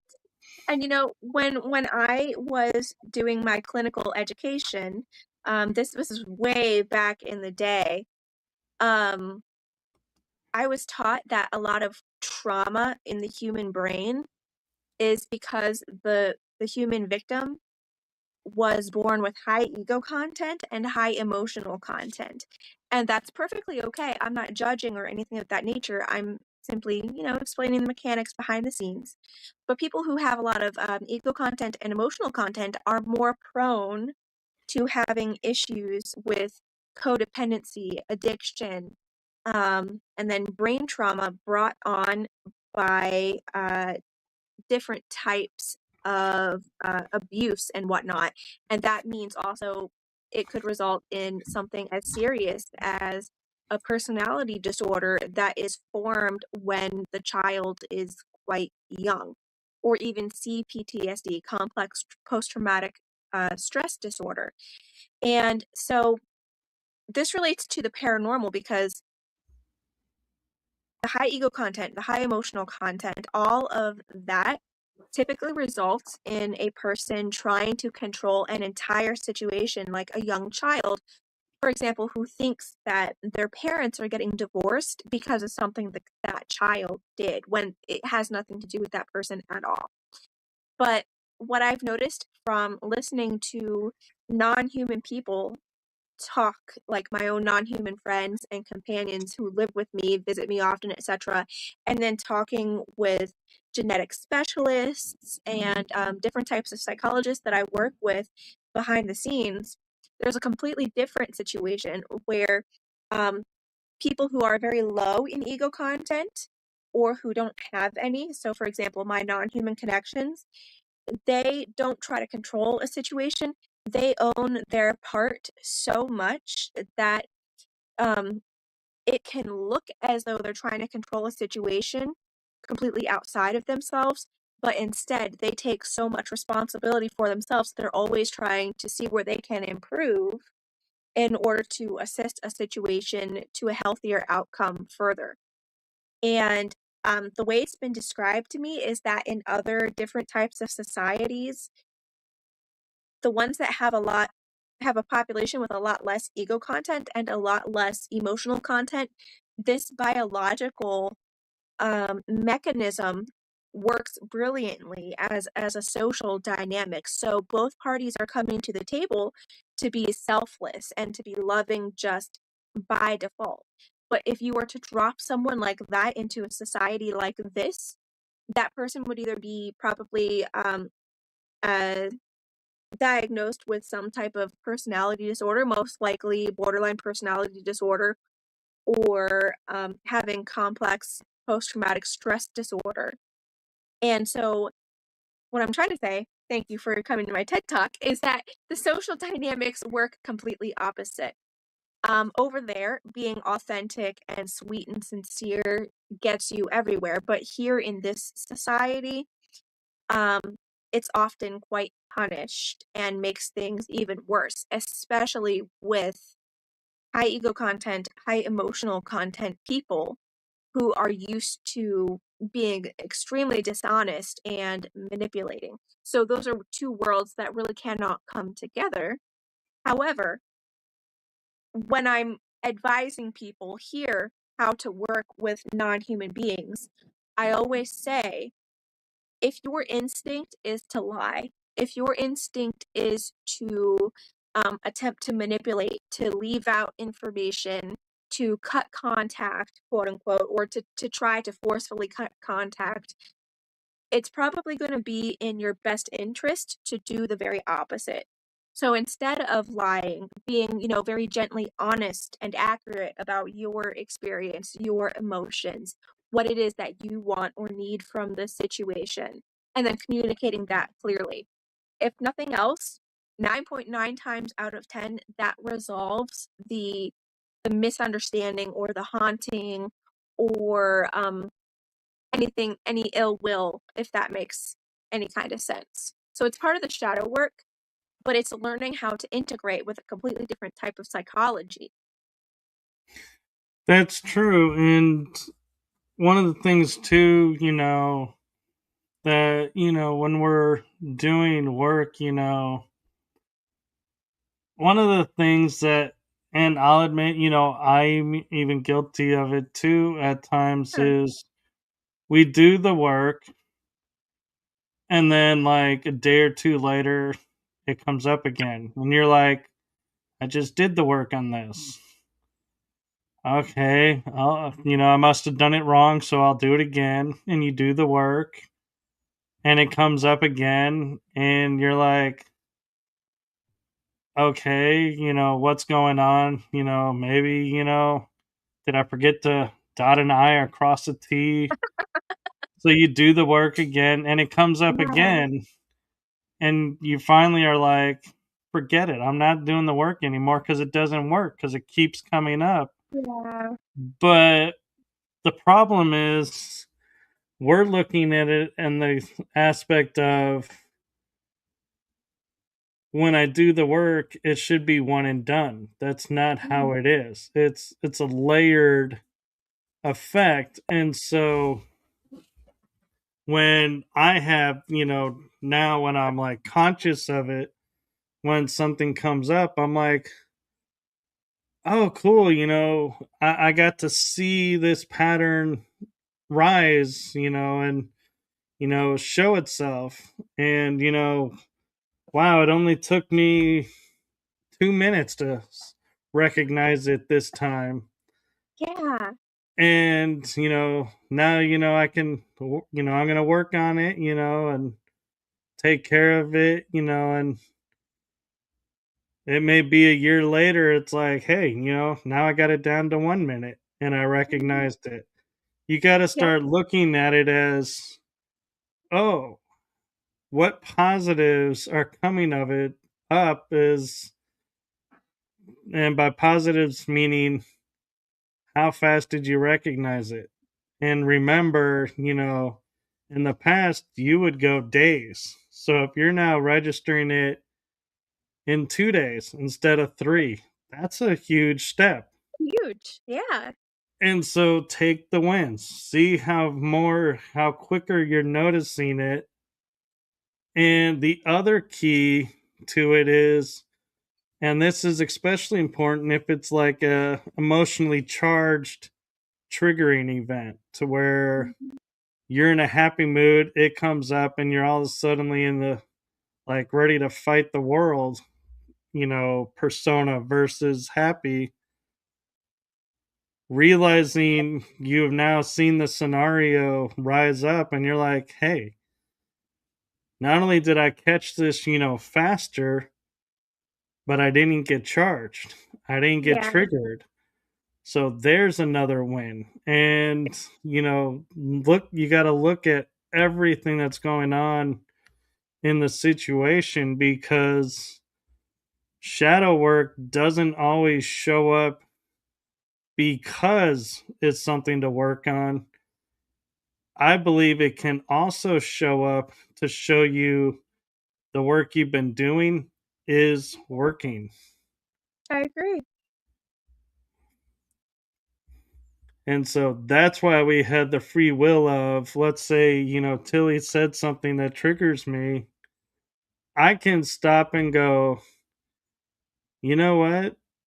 Yeah, that triggered me, but I don't want to work on that right now. And that's totally fine. I don't have to. Just because it came up doesn't mean I have to drop everything and go look at it. Yeah, I can that's look true. at it later and or I can go, hey, Tilly did trigger me, but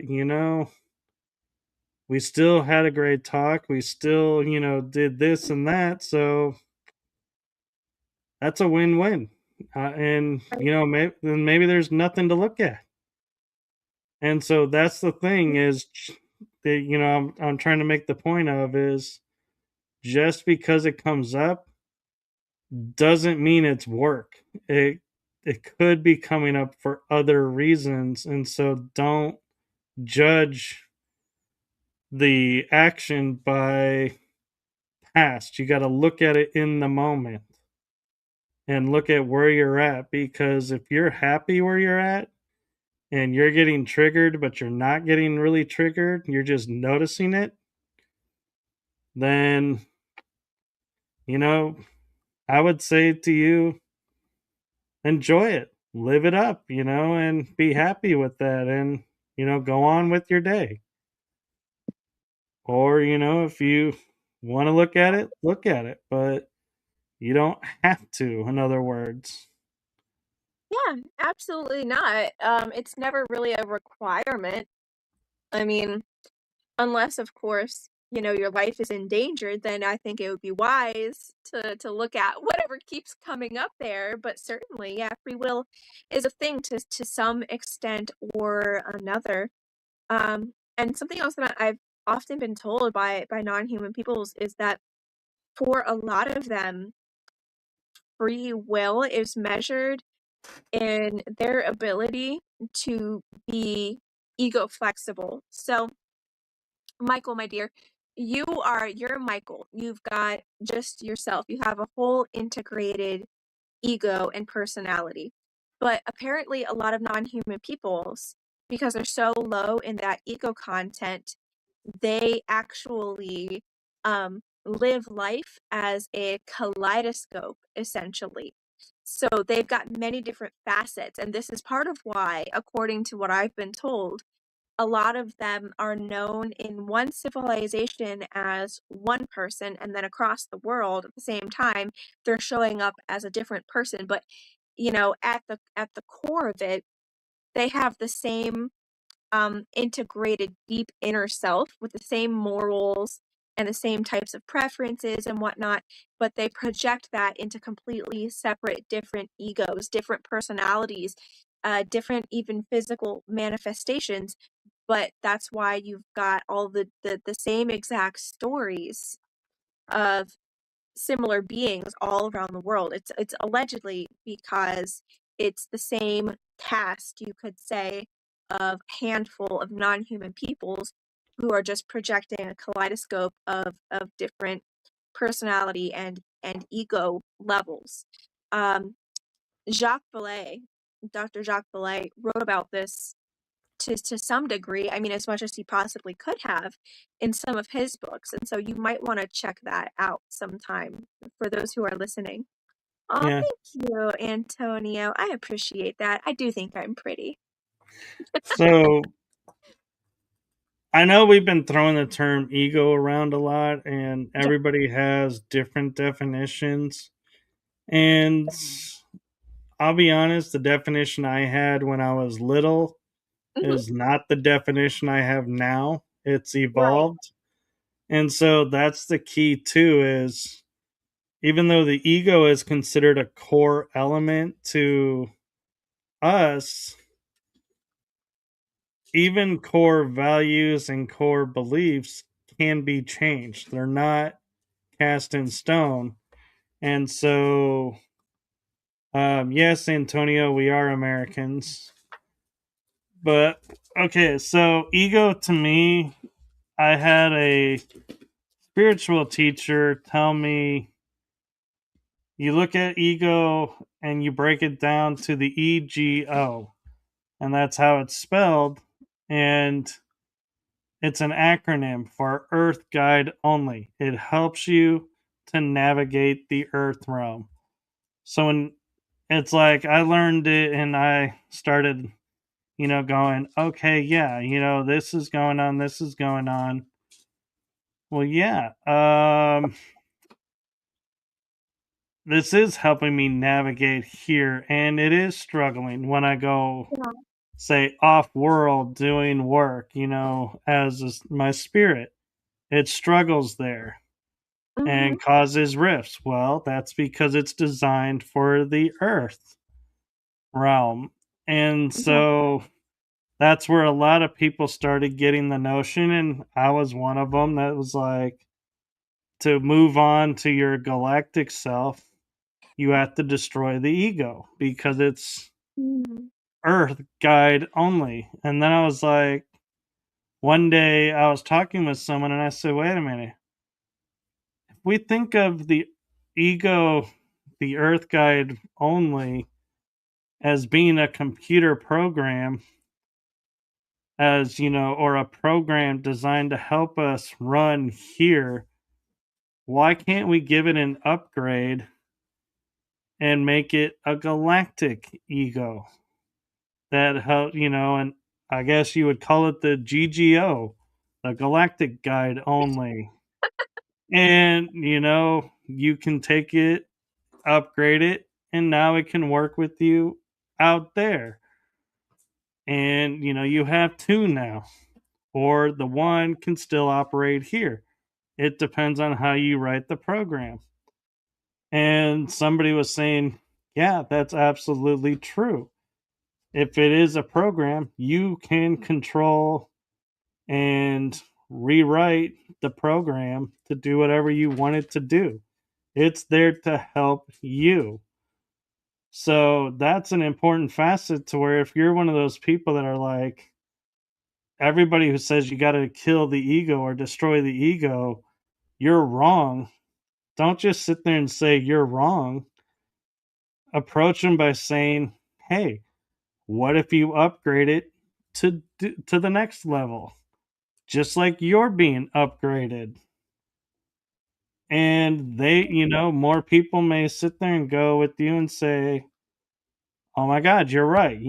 Let's not destroy it. Let's upgrade it. That makes better sense. Yeah, let's do that. That sounds easier. How do we do Sure. that?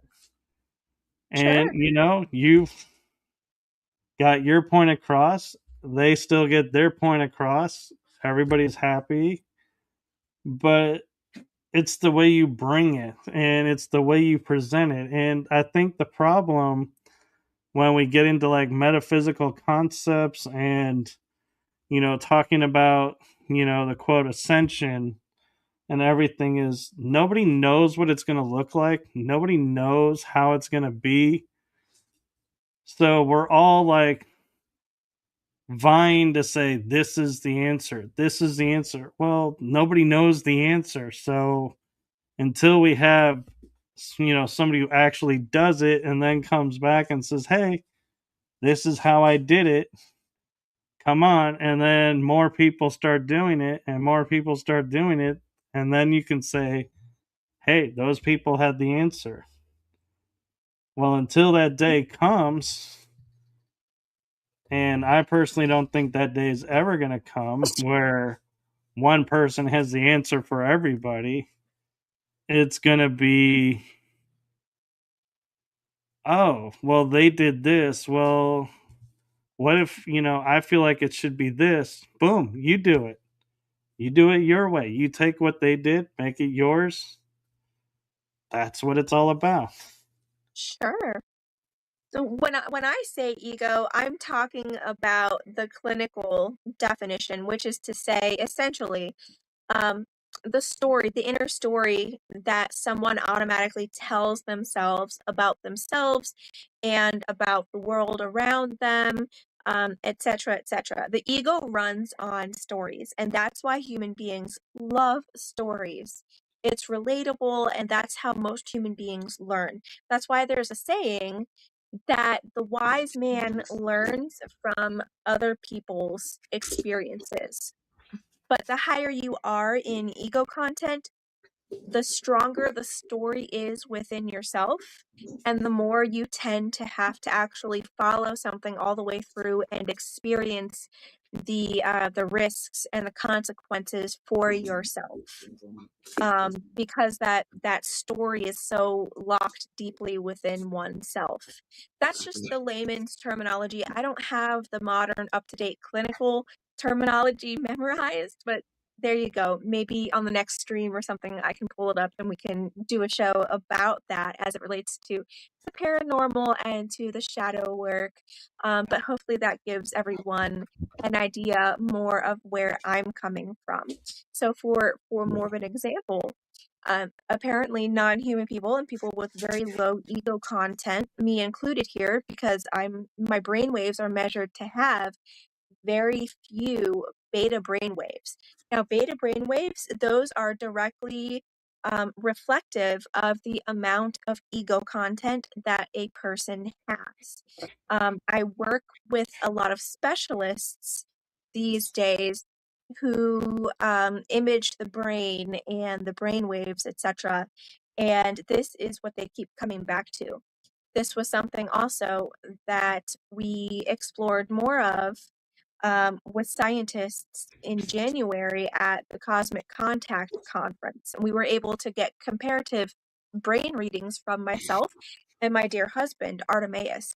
His showed a ton of active beta brain waves, and mine showed only the slightest blip of them when I was trying really hard to communicate my inner experience to an ego based person who couldn't understand what I was talking about. That stressed me out, and that bumped up, that actually brought me into a slight beta experience, which, I was feeling anxious at the time. I actually started to have a bit of a story running in my head.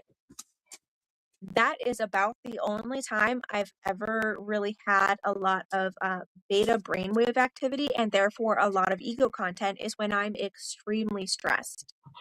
Um, but other than that, I tend to be very curious, very open-minded, very just cooperative. And this relates to how a lot of certain types of non-human people are, especially the ones that live with me. They have either no ego content or very little ego content.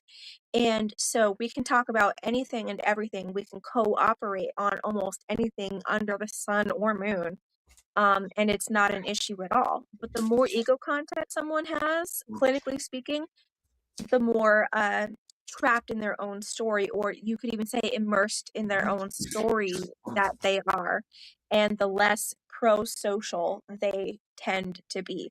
Which isn't to say that necessarily, they're evil or anything like that. They're psychological and biological differences that I think are crucial to talk about. And going back to the shadow people, I think that's a large part of why that person chose to show him, her, or itself to you, Michael, because you're typically very sweet. You're typically very easygoing and open-minded. And I've only ever seen you really get upset once about something. You know what I mean? And we talked about that in private. It had nothing to do with me, but I can Right. see why you were upset. You know what I mean? You don't just fly off the handle. Right. And another example too of what we're kind of talking about is that I've kind of morphed and kind of taken it another direction is I'm sure a lot of people in the audience and you, Tilly, as well, have heard the adage of the Native Americans where they're like, you have two wolves living in you. Yes. Yes. You have one that's really the dark and the fighter wolf, and you have the good protector wolf. And when they ask, who are you going to be? The answer is, which one do you feed? Well, I took it a step further in my awareness, and I was like, we have two wolves living, in us. We're feeding both of them because there are situations where you're going to step into a situation where you're like, hey, fighter wolf, I need you right now. I need you to come forward and you're gonna and come, do what you do. And then when a second it's done, balance back out and protector wolf, you come out and, do your thing and then we're done. Pull Mhm. back and both of you are back to living next to each other inside of me, calmly and peacefully Yeah. until you're needed. But it's that reality is, that I added to it is we need both. You can't just feed the one Yeah. and not the other because, yeah, if you choose to be the good person, well, if you're not careful, you're going to become a doormat and people are going to walk all over you and you're going to say, but I'm the good person. Right. Well, how's that serving you? Because, from what I can see, you are the good person, but your life isn't showing yourself as a good person. It's showing yourself as, you have nothing really in the world because you just give it away because you're like, oh, such the nice person. You don't have that other element balancing it and standing up for yourself. And so Yeah. that's the key is you need both operating copacetically, kind of collaborating and, working together. And that's the part I think that never got translated through in the message. And I feel like, honestly, I kind of feel like if we went back to the original story, it probably had that element, but somewhere along the line, somebody was like, I'm just going to use this story to make this point, so he'll stop doing this and behave better, Yeah. and just stopped the story. And it was like, oh, and then that's what the story became. Yeah, I think you might be onto something there, and that goes into what a lot of my non-human friends and companions have taught me, which is that Earth is the place of illusion, delusion, and opposite. And um, if you, in a non-religious way, if you believe, for example, that someone like Jesus came here who loved all of humanity and just really wanted better for them and was, killed for being so loving, if you believe that, um, they told me that it's the same thing here, that um, you can't you can't come to Earth and be that way and survive.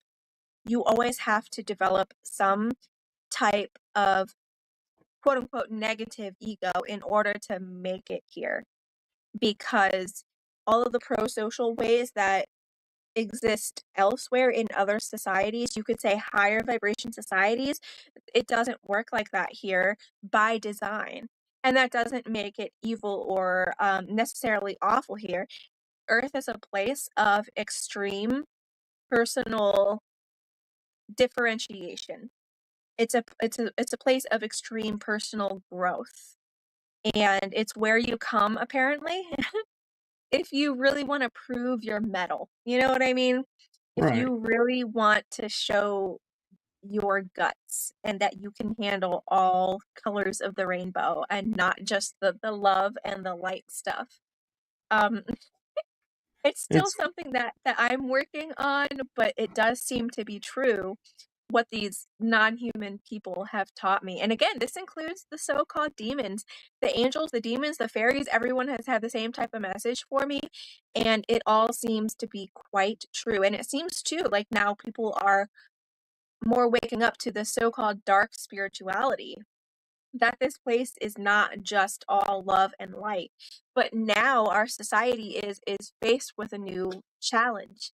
How then do we handle these conundrums in a healthy, mature, safe manner, you know? right. It's like we're in the crucible. We're being Mhm. forged, but it used to be, the expression in the old days was, you were forged in battle, or you were Yeah. forged in experience, or you were forged in this or forged in that. Well, today's terms, it's, we're still being forged. It's just a matter of where are you putting, your experiences. Like I could say, I was forged through battle, even though I never actually went to battle. I've experienced, almost, I could say probably, almost as bad as, being in physical combat, but I'm not going, to, say, oh, we need to compare. No, that's not what I'm meaning. I'm just saying, everybody's experiences are so different that you can't, we don't judge each other. That's the forging, is you are doing yourself, and I'm doing myself. We're interacting, and that's forging us in our interaction. But we don't need to, go to the swords and axes and guns to, prove who's stronger, who's better. Hmm. The actuality is, when, to me, is when two opposing viewpoints clash and meet face to face and actually leave the ground talking with an understanding of each other. That's the true battle, and that battle has been won. But if you leave and both sides are like, oh, they're still doing this to us, and we can never trust them because of this and that. It's like, yeah, you guys kind of missed the boat, and you're gonna see each other again because you didn't see and learn everything you needed to, in my opinion. And that's why it continues, is because somebody inevitably will go, well, but the way they're acting, in the past, I can't do this or that. Well, Sure. that's the problem. You're judging it on the past. The person in charge of the country probably is not the same person who was in charge of the country back then. So chances are that writ, whatever caused the problem, is not a problem anymore. It's gone on and has been unresolved. And so therefore, it's going to keep coming around until it is Sure. resolved. Yeah, I completely agree with that. And this is why in my new book, Enchanted Objects, when I talk about resolving issues with enchanted objects, I say that I never recommend charming any object and then using it to stop, for example, some non-human being from entering your space or your life, or to stop any human curses or anything of that nature.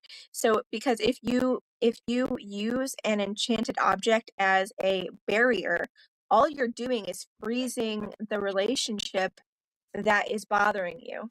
So in my opinion, it's much healthier and usually results in much better outcomes for everyone if the person in question faces it head on and just works through it. That's always been my experience anyway in life, whether it's been a human relationship, a non-human relationship, or anything in between. Freezing it doesn't work, and then insisting that there's still an issue. Typically, it doesn't work. You know what I mean? Like holding the grudges and It whatnot. is. It doesn't work, in my opinion. Yeah, it's like what I would say for guys is we bury our emotions because that's what we've been taught to do. Hmm. And once the container, within us gets full, Yeah, your partner or a friend can come up to you and say something and you just blow. yeah. And it all gets released.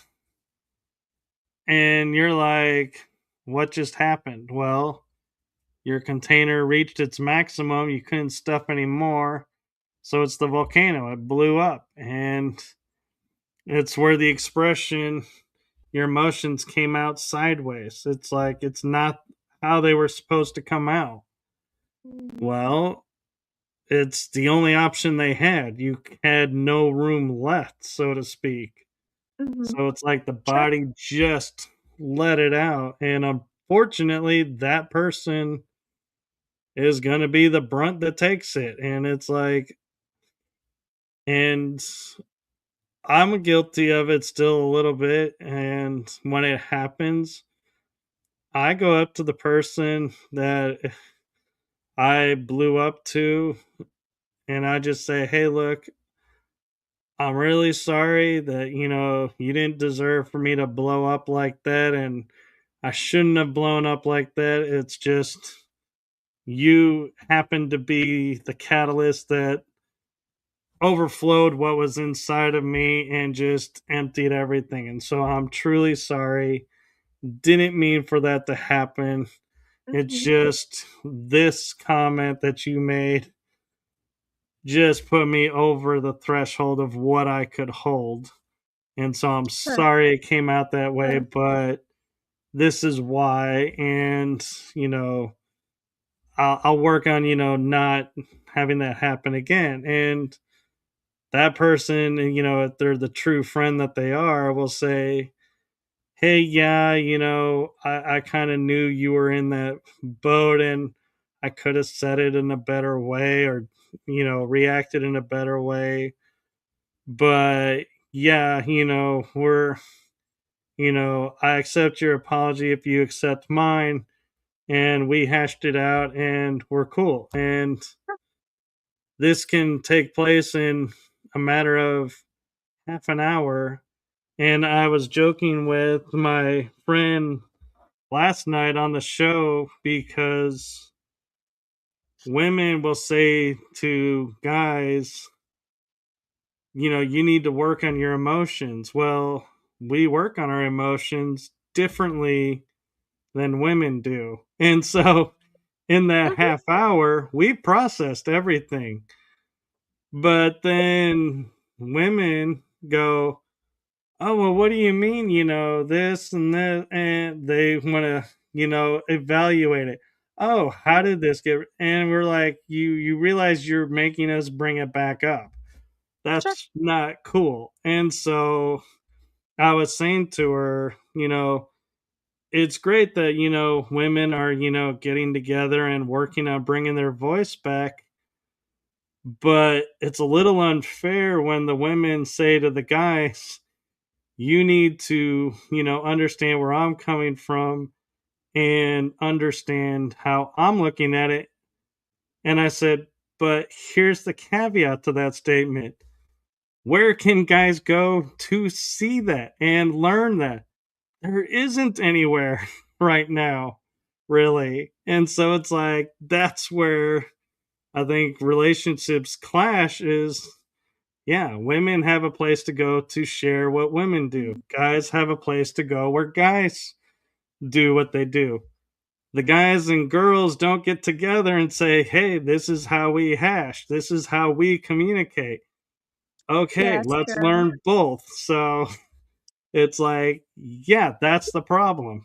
Everybody works with their own and expects the other person to magically understand Sure. how this works. And it's like, and she was like, yeah, you raise a great point.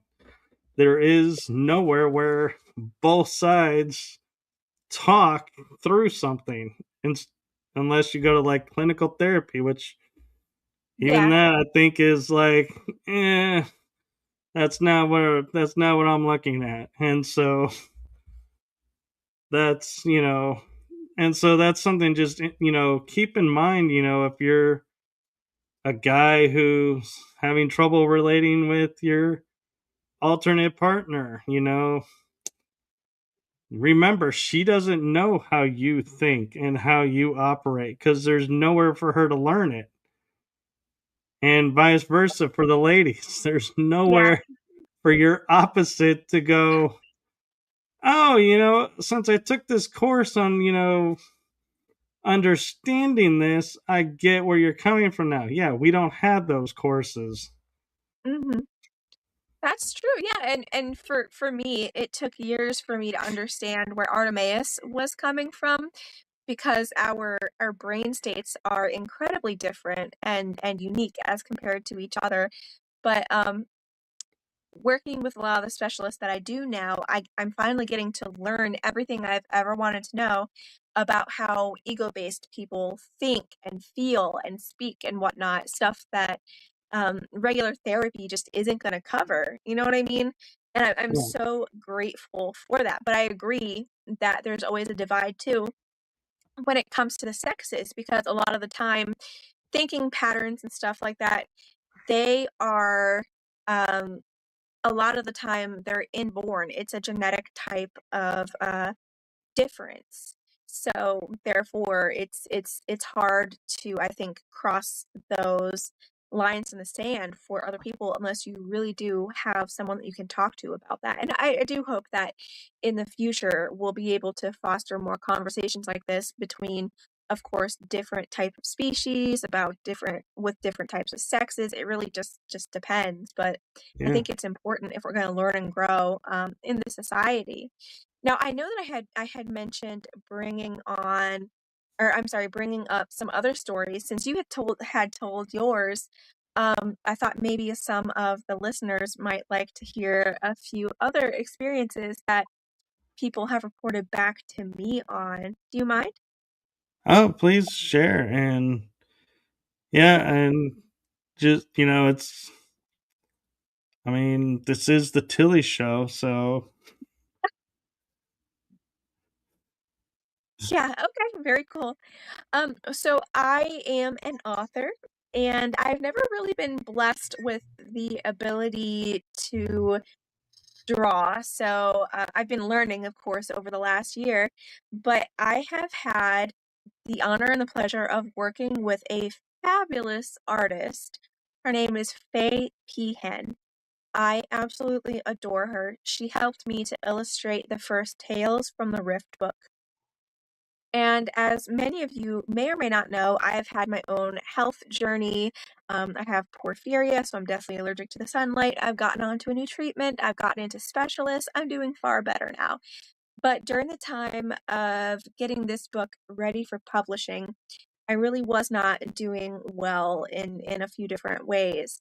And my dear illustrator was just an absolute gem, a true angel during this time. And there was one particular morning where I woke up when she and I hadn't been talking for a while just because of my health issues and whatnot. And I just really felt the urge that I needed to message her and check up on her and let her know, like, hey, I haven't forgotten about you. We're still working on the project, etc., etc. And I messaged her, emailed her, and she got back to me shortly after. And she said that it would have been at exactly the same time that I was thinking about her and thinking of contacting her. And that entire hour, right before I sent the email, she said that there was something very clearly going on in her bathroom behind the closed bathroom door. And it had only begun right around the time I woke up and I was thinking about her. And it stopped a few moments after I had sent her that email. So she said that she physically heard, her and her spouse physically heard someone in the bathroom rummaging around, looking, probably shuffling through the things on the countertop. I can't remember. I think she said that someone had turned on the water or had been messing with the toilet or the shower. But she said it didn't feel threatening or anything of that nature. She said, if I remember her email properly, she said it just sounded like someone being curious, like someone being nosy. And that's a thing that I've had happen with a lot of people. Like my companions may go to check up on someone. Sometimes they'll report back to me, sometimes not. I don't have any control over that. I'm not asking any of my friends to go spy on anyone. It's just something that happens because my companions do tend to be nosy. And another time, this was actually pretty recent too. If you guys know about Outer Limits magazine, I am a columnist for Outer Limits magazine. My friend Chris Evers, he runs that publication. Fabulous dude. I really adore this guy. And he has asked me to write for every issue. And I had sent him a whole bunch of articles. And I forget when this was. This was a few months ago. He was working on putting an ad into the magazine for me for one of my books or for my website. I can't quite recall. But he said that very specifically and strangely, during the time that he was working on integrating my ad into that month's issue, that a fan slash air purifier nearby him turned itself on and began to operate itself out of nowhere. And he said that this, if I'm remembering properly, he said that this thing can only be operated via remote control, and the remote control was on the other side of the room. He said that this has never happened before. He's never seen this kind of machine do that before. And it only happened when he started working on putting my ad into the issue, which I found very curious because he was fulfilling a deal that he and I had made. He was honoring his part of the bargain that we had struck, which of course that always touches my heart when people keep their word with me because it's pretty rare here in my experience. So he came back, he immediately reported it to me. He sent me a picture and we chatted about it a little bit. I got his permission. I put it up online as a post on Facebook. I tagged him on it and we talked a little bit about that. So people could interact with that. But that's another good example of things that happen. Sometimes my friends and companions, they go visit other people, especially at key moments. There are some really nice positive stories that I get. Sometimes there's some really negative ones, and then other times it's just a funny story. But those are two ones that come to mind. Do you have any thoughts? Well, I find it interesting, you know, the fan, for example, the purifier that, they would be, messing with that, over, something else. It's like, why would they mess with that? But when you look and you sit back and you look at this, the overall situation, it's like, well, maybe that's the only device that was near them at the time that, they're like, hey, we want you to know we're, here and Mhm. we're with this person. And so they're like, hey, if we flicker the Yeah. lights, he may be like, that could be a loose wire somewhere. Or, Yeah. oh, if, the pencil rolled off. Well, did I bump the table? I must have. You'll explain it Yeah. away. A device where the remote is on the other side of the room, that you can't explain away really easily. And so it's like, Mhm. that's a moment where I feel like they really wanted their presence known and to be known attached to what he was working on because in all honesty, they could have waited till he was working on somebody else and done it. Yeah. And then, he'd be like, hey, does this ever happen to you? And it's like he'd be going to the wrong person. And so Right. there'd be no validation to it. And it'd always make him question it. And you may be sitting there going, hey, were you working on my stuff around this time? Maybe it was my people. And Hmm. he and be like, oh, and be able to get the answer then. Yeah. But this way, it saved all of that time, and he knew to go to you direct. And so that I always find interesting, that they're making themselves known in such a way that rational mind can't explain it away. And, I always love when the curiosity angle comes around and, how she's like, you know, somebody's rummaging in a bathroom of all places. I'm not so sure if I heard someone rummaging through a room in my house that I would not be calling, the authorities because I'm like, somebody is in my Mhm. house that's not supposed to be in my house. I don't know Right. what conditions, they're in.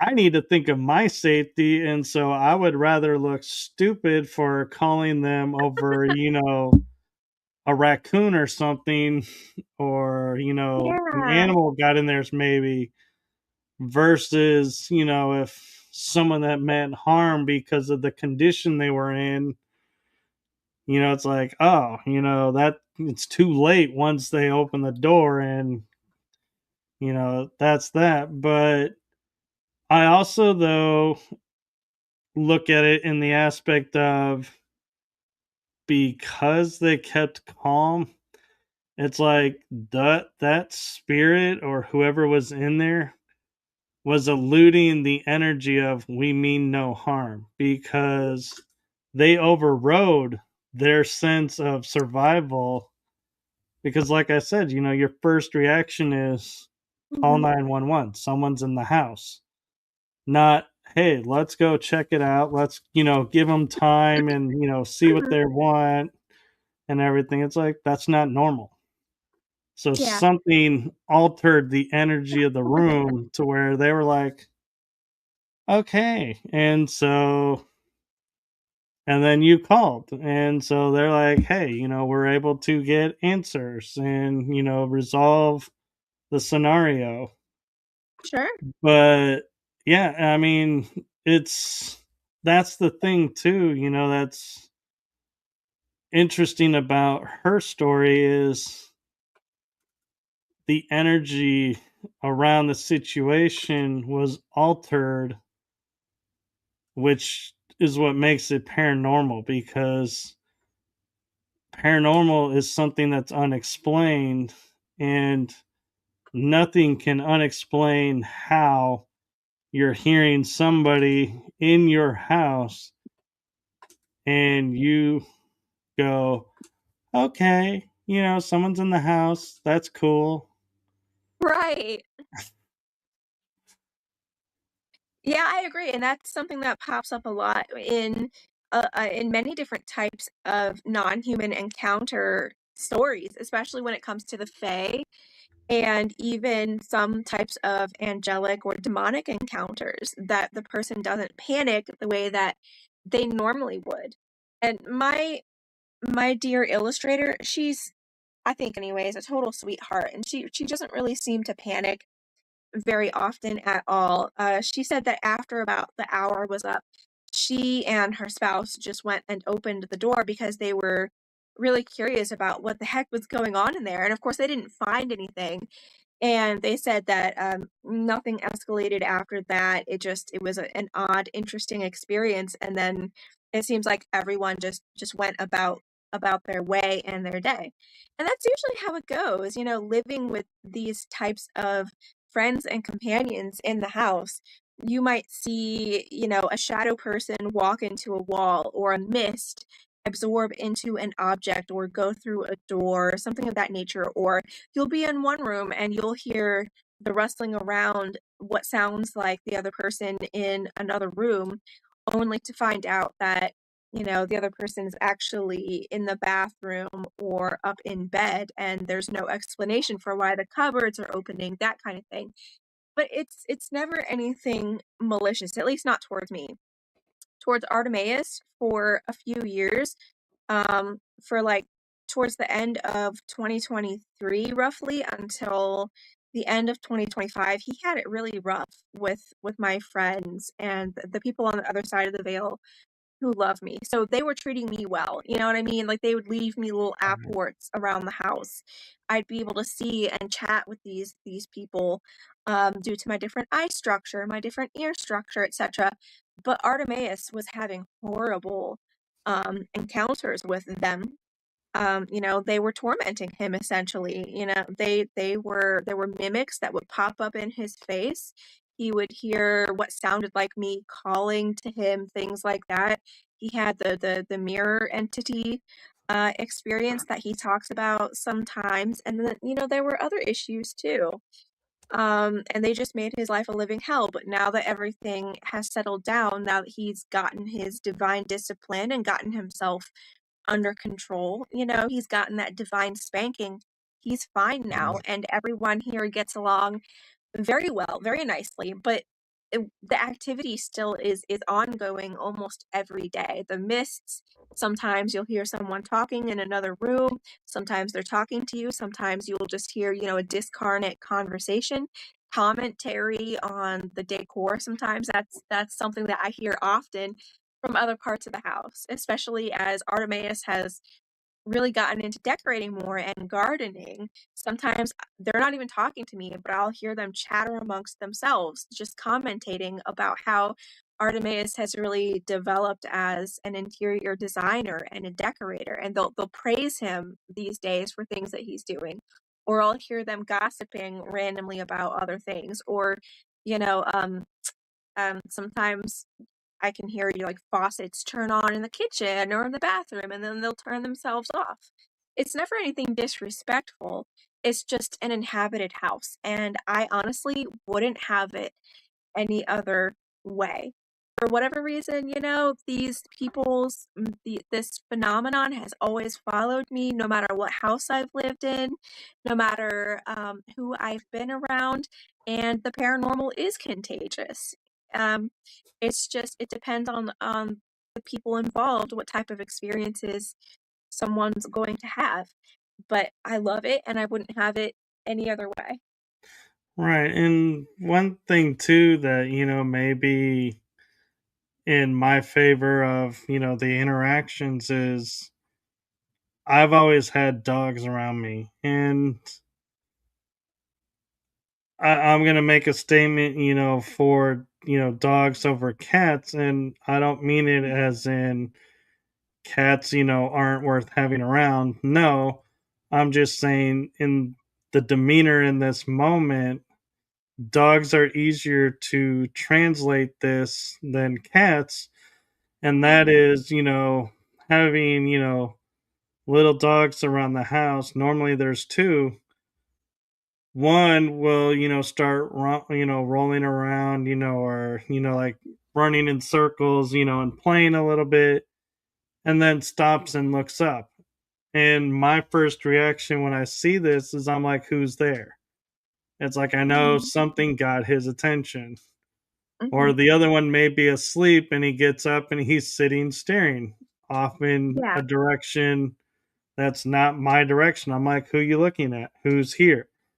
And it's like I automatically know they're seeing something or someone. And so I'm like, okay, who's here?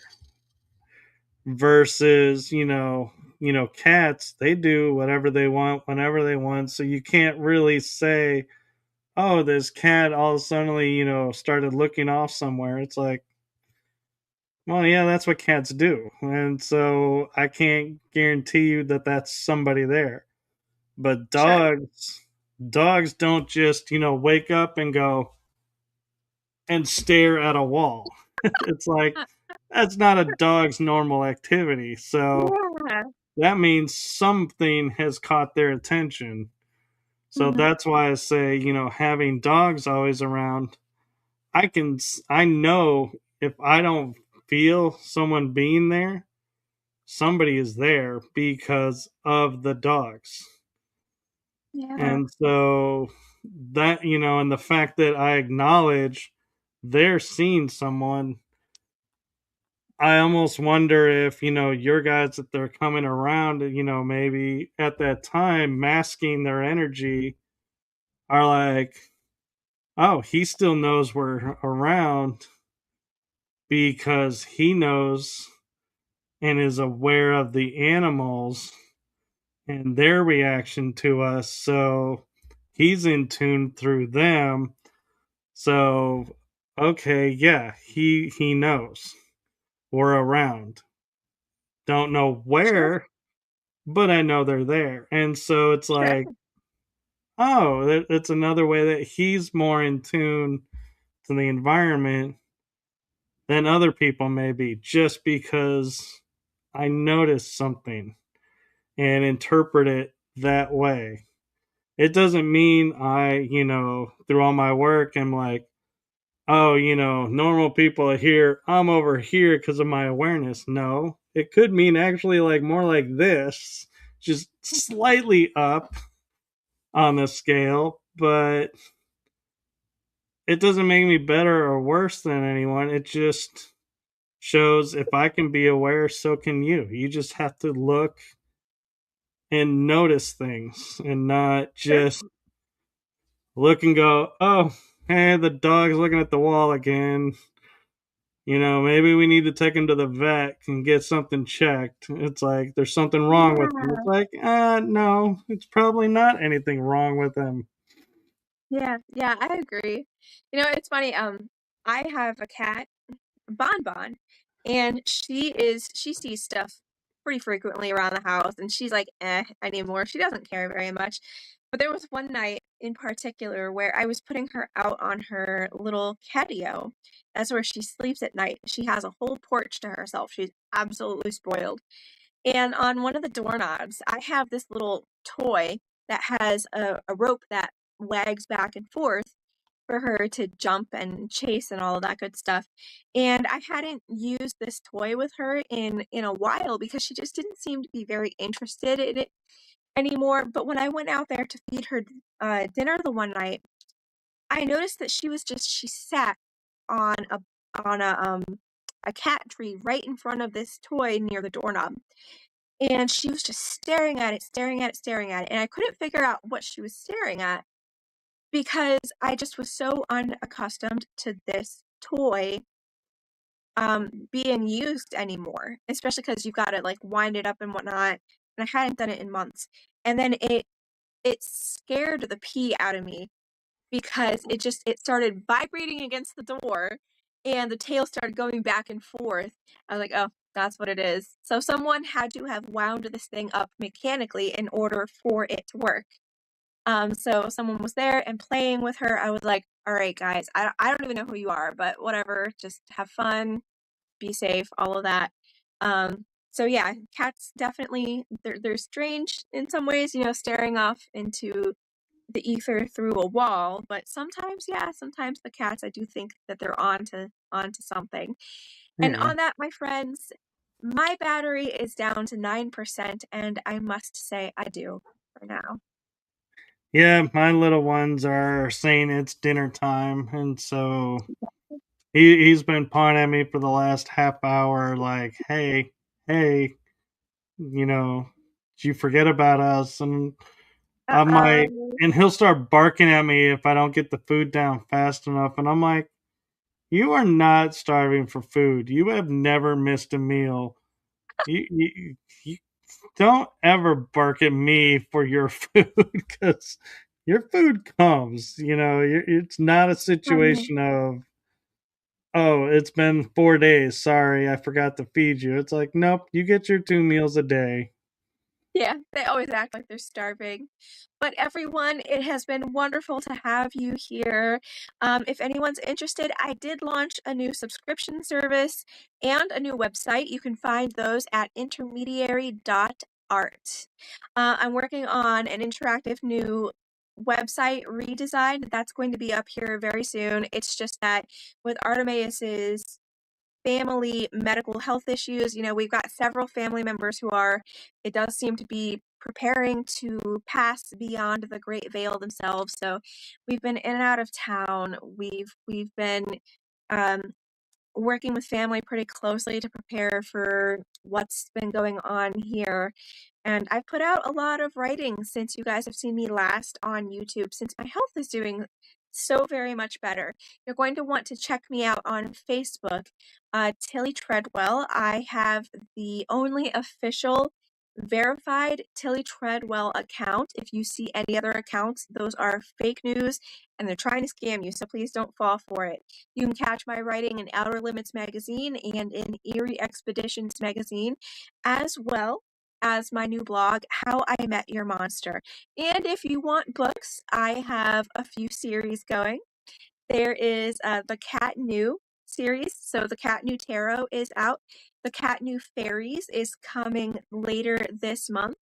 And then I have The Persistence of Ghosts. That was written with me and Tim Swartz and all the team at Zontar Press. And then I just released this month Tilly Treadwell's Enchanted Objects. I have a lot more coming for you. I hope that you'll join me on this weird walk home. Michael, thank you so much for having me. I can hang out with you for a moment after we're done here if you like. But to All everyone right. else, we love you. Merry morning or magical midnight. Bye. Yes. And have a great adventure, everyone.